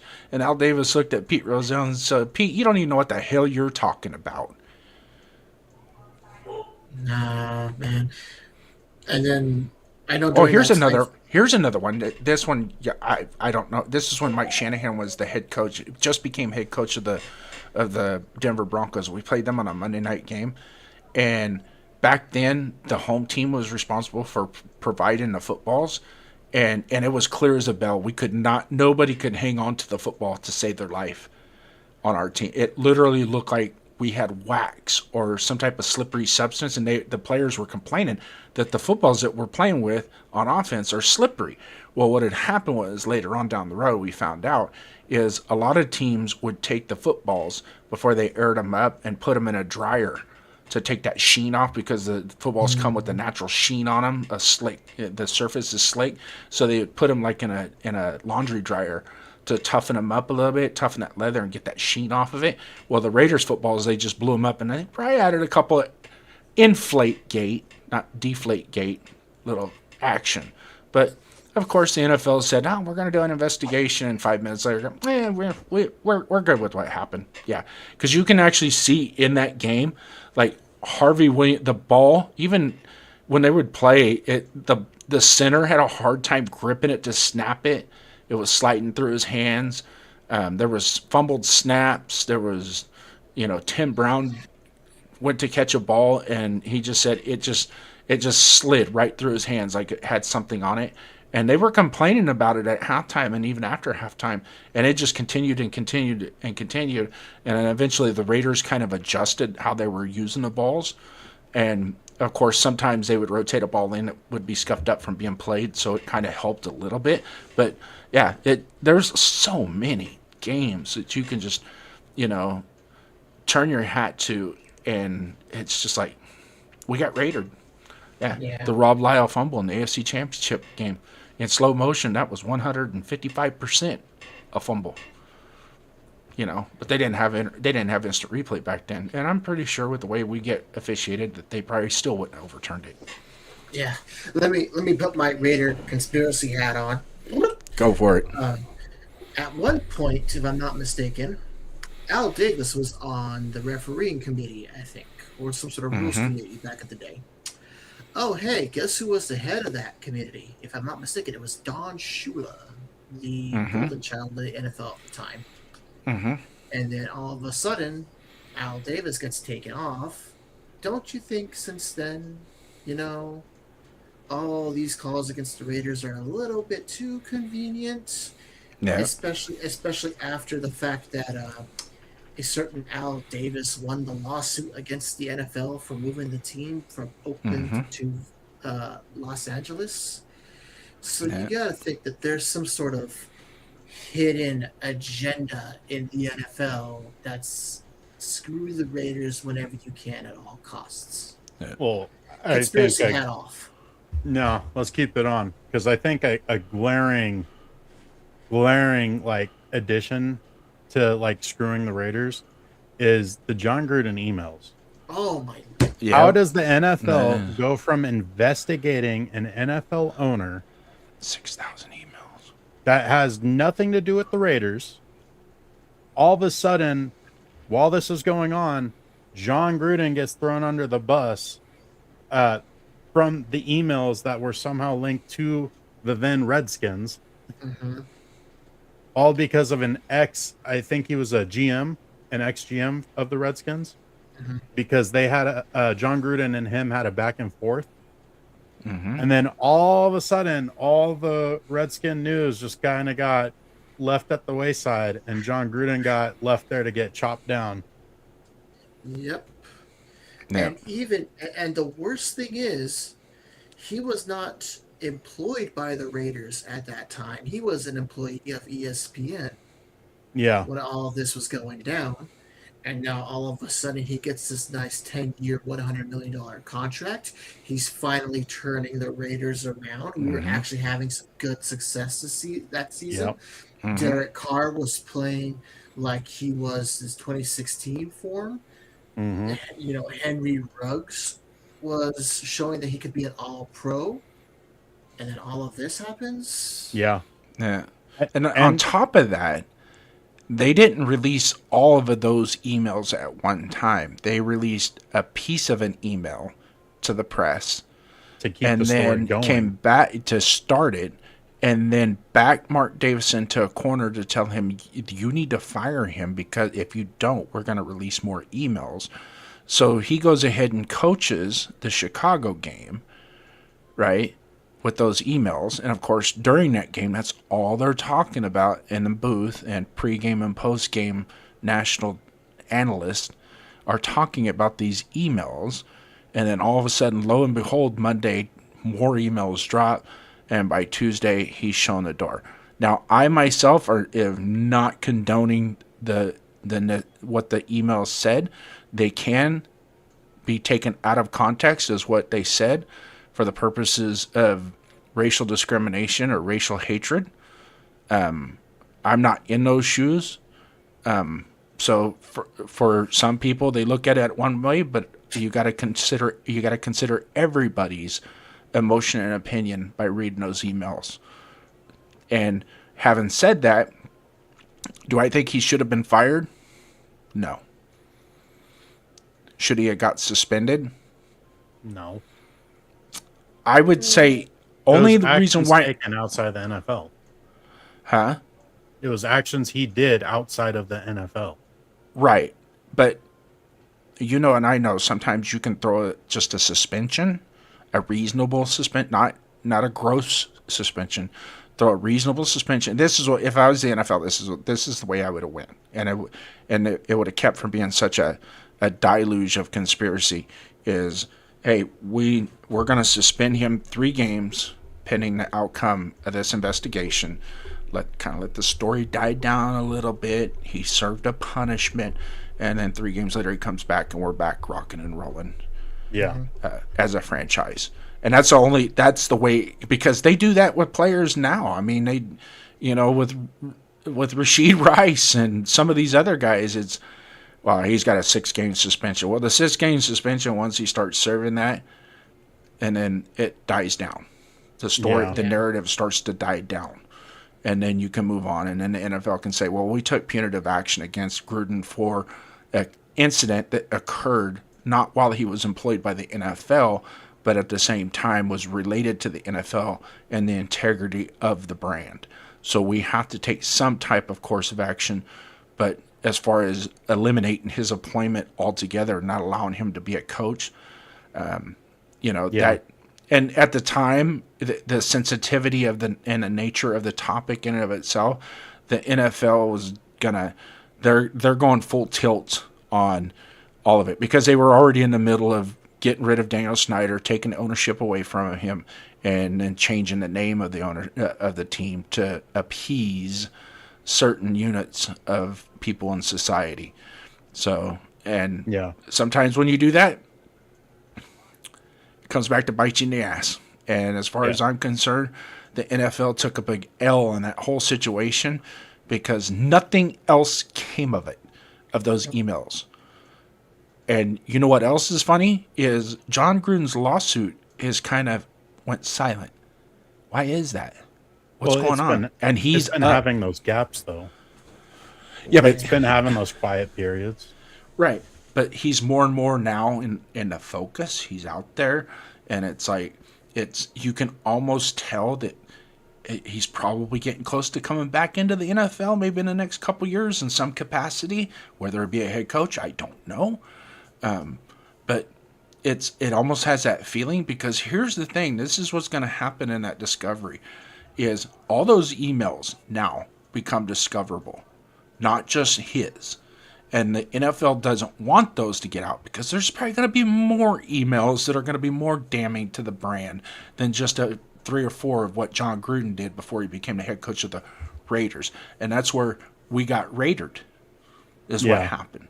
Because I can tell you this, I bet you there's some emails involving Robert Kraft, from Robert Kraft to Daniel Snyder, that maybe they don't want getting out, or some emails from Jerry Jones that they don't want getting out.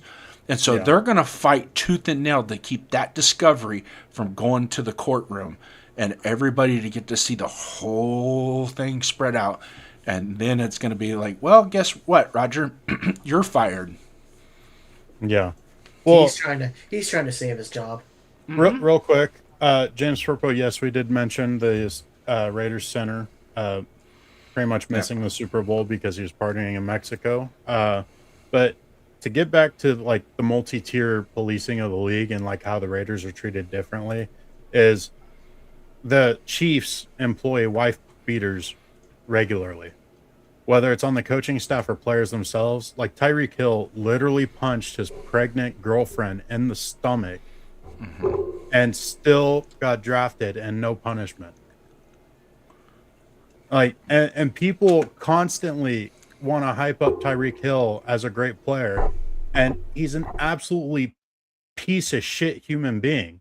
And he's proven it time and time again, even after he's been drafted, he's a piece of shit human being. But then here you got John Gruden that had emails, private emails back and forth with somebody who was working for ESPN at the time and not in the NFL. And then he gets suspended, or not suspended, but he basically loses his job because the NFL pressures the Raiders to fire him. And then Ardell added in Greg Hardy. Yeah, absolutely. And Jason mentioned Raishi Rice. And it's just the total, complete, like, just improportionate. Did you cover the Terrell Pryor one? No, I did not cover the Terrell Pryor one. Okay, let's talk about the Terrell Pryor situation for just a second. He got in trouble at Ohio State for taking cash for tattoos, correct? Yeah. Okay. Did he serve a punishment at Ohio State for that infraction? No, because he entered the supplemental draft.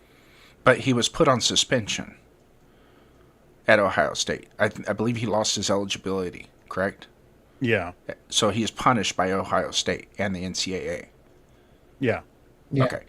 So then he gets drafted in a supplemental draft by the Raiders. And then all of a sudden he gets a 6-game suspension for that. It's like the man got punished once enough. Why punish him again? Hold on. Now all of a sudden, I'll bring up Brendan Sorsby for an example. Now, they didn't come out and say they're punishing Brendan Sorsby for his actions at college, because they're saying we don't do that. If they commit an infraction while a college athlete, we don't impose NFL sanctions or punishments for that. That's a college issue, right? Now, the Brendan Sorsby one is a little bit different because they hung their hat on the fact that he put litigation in place against the NCAA, and then once he was ruled eligible, all of a sudden decided he wants to go to the NFL draft to save face as a supplemental draft. And then on top of it, I believe the NFL said logistically all 32 teams would not be given ample time to make their analysis for a supplemental draft. In other words, they couldn't put together a supplemental draft in time. That's in the memo. You can infer that. So they bypassed that, saying he will be eligible for the 2027 draft, right? Which I still think, in a roundabout way, that was punishment levied by the NFL, because and I know they could put a supplemental draft together in 48 hours. These guys got enough tape on them; they can make their own evaluations quick. It doesn't take. You're not going to sit here and go, well, we've got to give 32 teams a whole month to evaluate him, and we're just not going to have time before the start of the season, and blah, blah, blah, blah, blah. Save it. 32 teams out there already got their book on him. There's probably 8 or 9 that are up in the upper echelon of maybe grabbing him in a 3rd or 4th round selection, and so on and so forth. So you already know that. So you can, on Tuesday, you can say, we'll have a supplemental draft on Saturday for Brendan Sorsby. You guys ready? Ready? Break. All right. Clock is starting. Put your bids in. Yeah. Yeah. How the heck did we go from talking about the Raiders preseason football, the ups and downs that we saw, all the way to talking about all the injustices done to the Raiders throughout the years. I might add, we're over an hour and 50 minutes into this podcast, and you know who we haven't mentioned? Or Who? we might have mentioned, but we haven't even talked about? Who? Fernando Mendoza. Wow. Well, we had a new member of the nation that we needed to indulge. So Right. Helping a brother out. Yeah. No. New team member.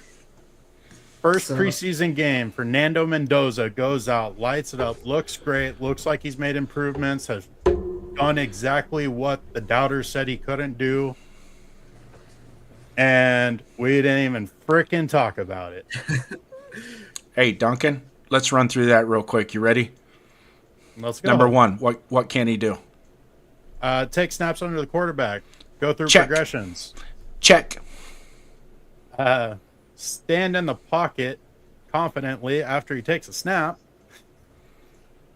But also, didn't he have some really great throws in the middle of the field? Mm-hmm. Ooh, he could throw the ball down the middle of the field. They weren't just little comeback routes on the sidelines? No back shoulder throws. He did throw one back shoulder fade. He Just did one. throw one. Just He one. threw one, and it should have been a pass interference. But Yeah. Because in 49 Again, states, that was a one. fucking felony. one. He did throw one. Just one though, but all of Just his one. other throws. Yeah, just one. Also made some great plays by throwing the ball away. Yeah. He did throw a hospital ball. He did He throw did one, yes. He did throw a hospital ball. Luckily, it was to our 6'3" running back against the DB. So, Yeah. And if you watch the play over again, the hit looked worse than what it actually was. It's the Yeah. mere fact it knocked the ball loose. Good thing is the ball went down to the ground and not up in the air. And there's some context to that play in and of itself that kind of worries me a little bit in and of itself, the whole play in and of itself.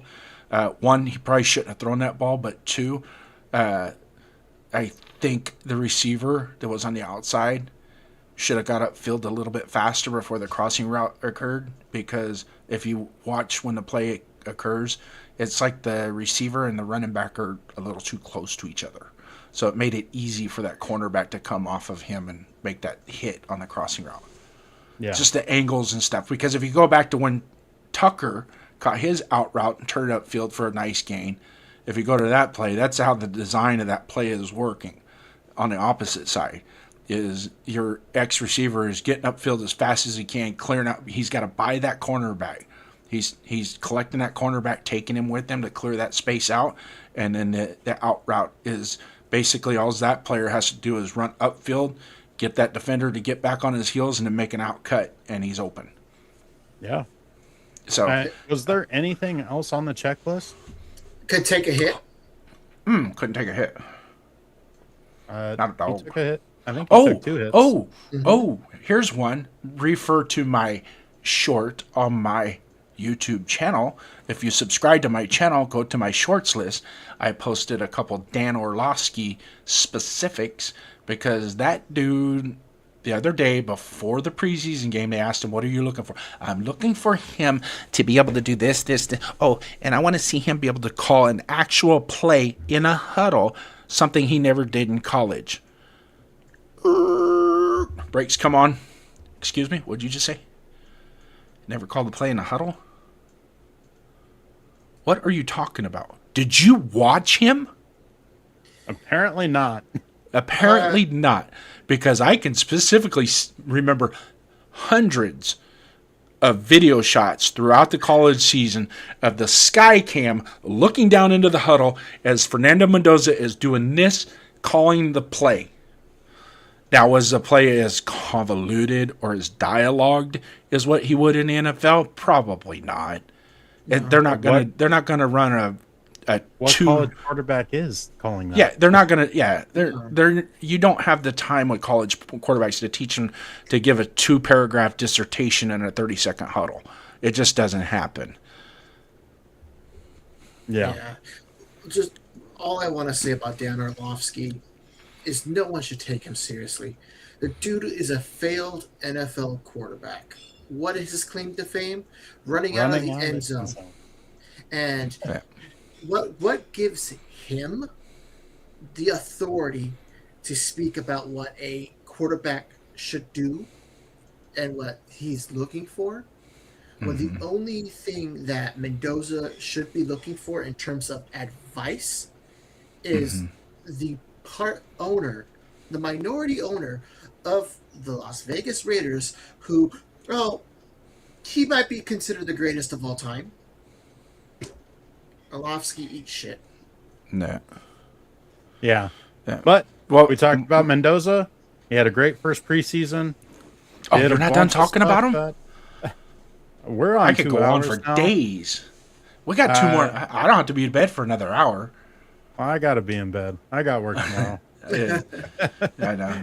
But I'm just kidding. Usually we try and push this to right about the 2-hour mark, ladies and gentlemen. You guys, everybody that's been in here has been great. I haven't put the poll together for our super chatter for tonight. You want to do that, Duncan? yeah, I can throw it up real quick. Okay. So what we're going to do is we're going to bring on, let's stick to 3 this time. I don't think there was actually 4. There was 3. We're going to put a poll up on who our super chatters were today. Those who brought the heat, brought the takes that kept us going. We kind of got to pause a little bit. We're only showing 6 or 7 in the classroom right now, but we had 20, 25 people sometimes in the classroom. Good students of it. Want to again thank Chris R. Meme Lord, that guy there, for coming in and helping us out today, being that third wheel, the team player, wingman in this whole process. He's dynamite. His Discord takes are fantastic. Not only that, try and give him a little taste of being on this side of the YouTube world, and hopefully someday he steps it up a little bit, and you never know, you might see him rocking and rolling on his own channel one day. We'll see. Yeah, I don't need no competition. What do I talk about? I'm going to be working with you. Huh? I'm going to be rallying your coattails. I tell you what, man, when in doubt, I'd bust out the professor, man. Because sometimes the professor will just say, you might not like it, what you have to hear, but you got to listen. So tonight's chatters we're bringing in, Ardell, Izzy on Wheels. Izzy, we will start calling you Izzy from now on. JP Raiders has great takes, business decision, BDQ, most definitely, man. Thank you, brother, for coming in. But yeah, in the polls, we need at least 7 or 8 people to vote on this. All right, to make it count. Alex, you've been the winner before. Rosetown, step it up, man. Let's go. I know Alex probably came in a little late, but nonetheless, he's one of the better ones in our chat. I'm not Bueno Rorschach. I don't know if you guys are still listening or in the chat with us, but you guys too, you're always going to be in consideration, honorable mention for our super chatter for the night. But in the meantime, we're going to run this for 2 minutes. 2 minutes on the clock, and let's see who's got what. So let's get back and kind of wrap this show up just a little bit. Chris, what you got going on, brother? What's new and exciting in your world? Nothing much, really, other than still trying to acclimate myself back to the North American weather and time zone, because it was totally different over there. Do you want to share where you were? Oh, I was in my mom's hometown, northwestern part of Germany, probably like 45 minutes away from the Holland border. We took a trip to the Bavaria region, which is the southeastern, give or take, part of Germany. That was an 8-hour drive, so we spent a week over there, got to see a lot of the castles there, ate some Bavarian cuisine, drank a lot of damn good beer. Yeah, they make good beer over there, don't they? The greatest beer in the world, and I'll fight you. But it was nice. Really humid, though. Man, it was humid. We were living in an old house, and that house has no air conditioning. So we would get these like random showers out of nowhere, and then after that, it just heats up. It's just like you're sweating buckets, man. Yeah. But I miss it.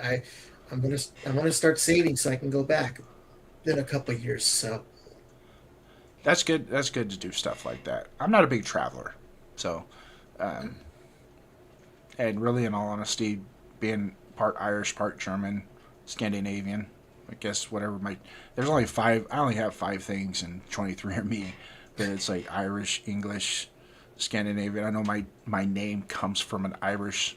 The potato famine era, our name was pretty popular. It was actually spelled Downes before it came to the United States and changed, and then incorporated into some of the not so beautiful parts of the United States.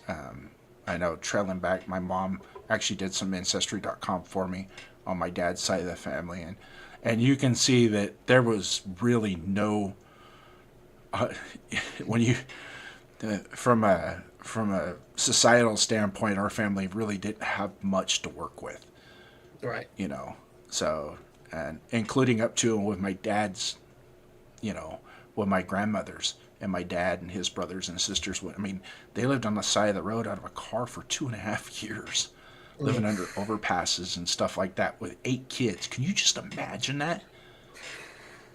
See, It's insane. my dad is the youngest of 13, but he's from Mexico. He got his citizenship serving in the army, in the United States Army. Yeah. So So what you got going on, Duncan, this week? Work. All right. Is I'm Skylar not ready ready. for the NHL? No. She's probably not going to be doing hockey because she wants to do dance, and both are kind of expensive. So Got to we're choose sticking to one. Yeah. But no. As far as like the bloodlines go and everything, I'm pretty much like 3 things. I'm like half German, and then quarter Mexican and quarter Irish.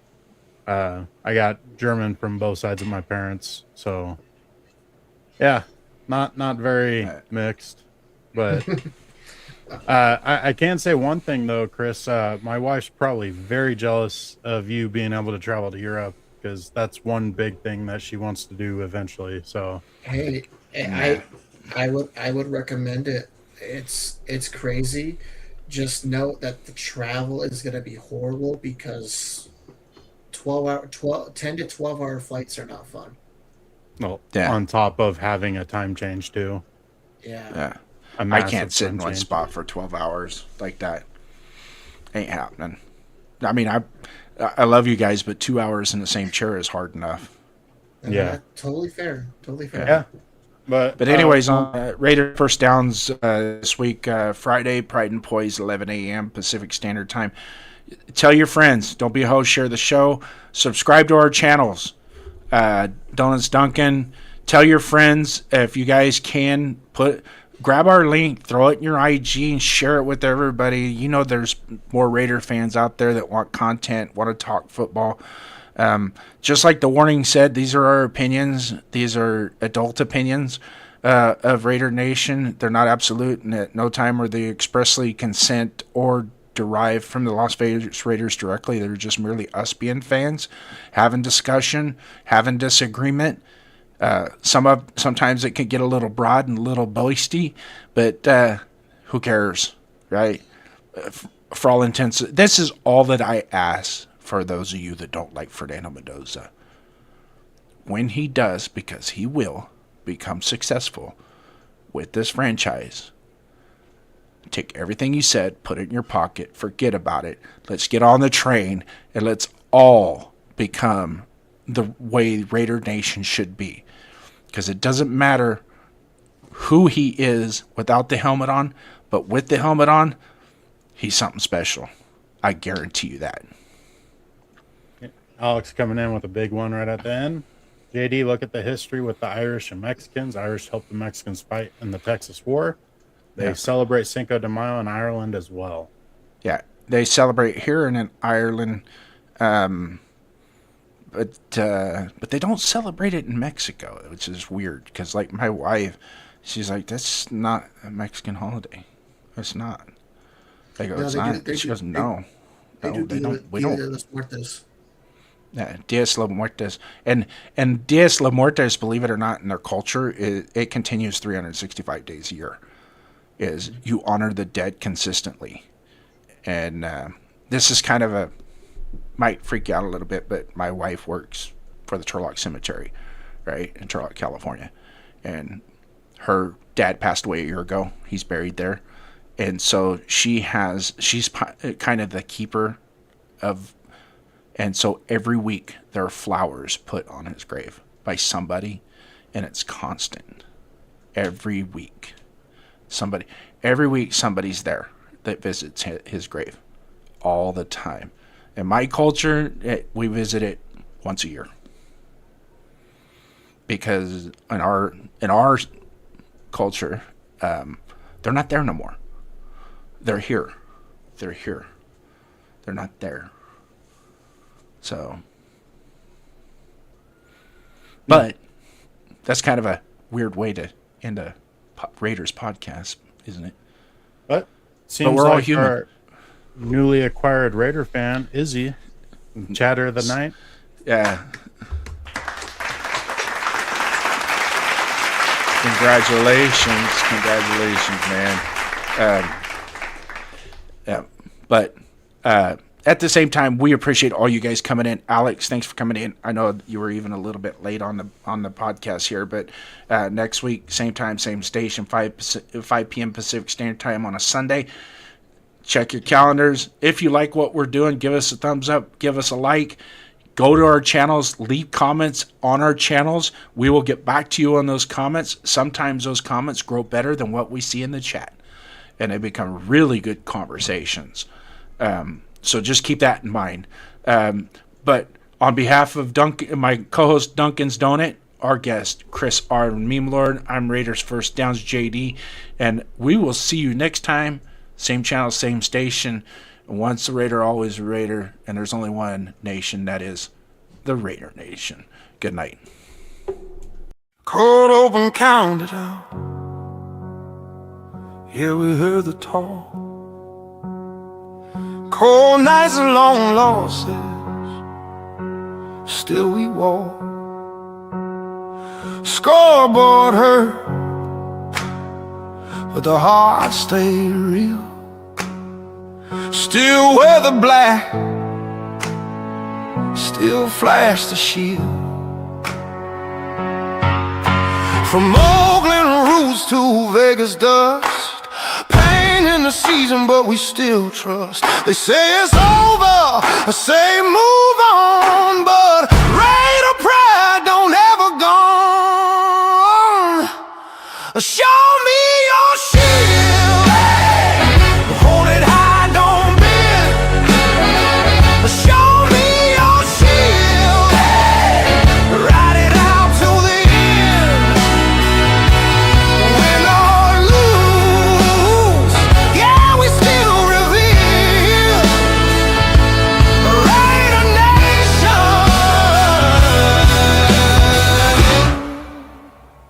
Show me your shield.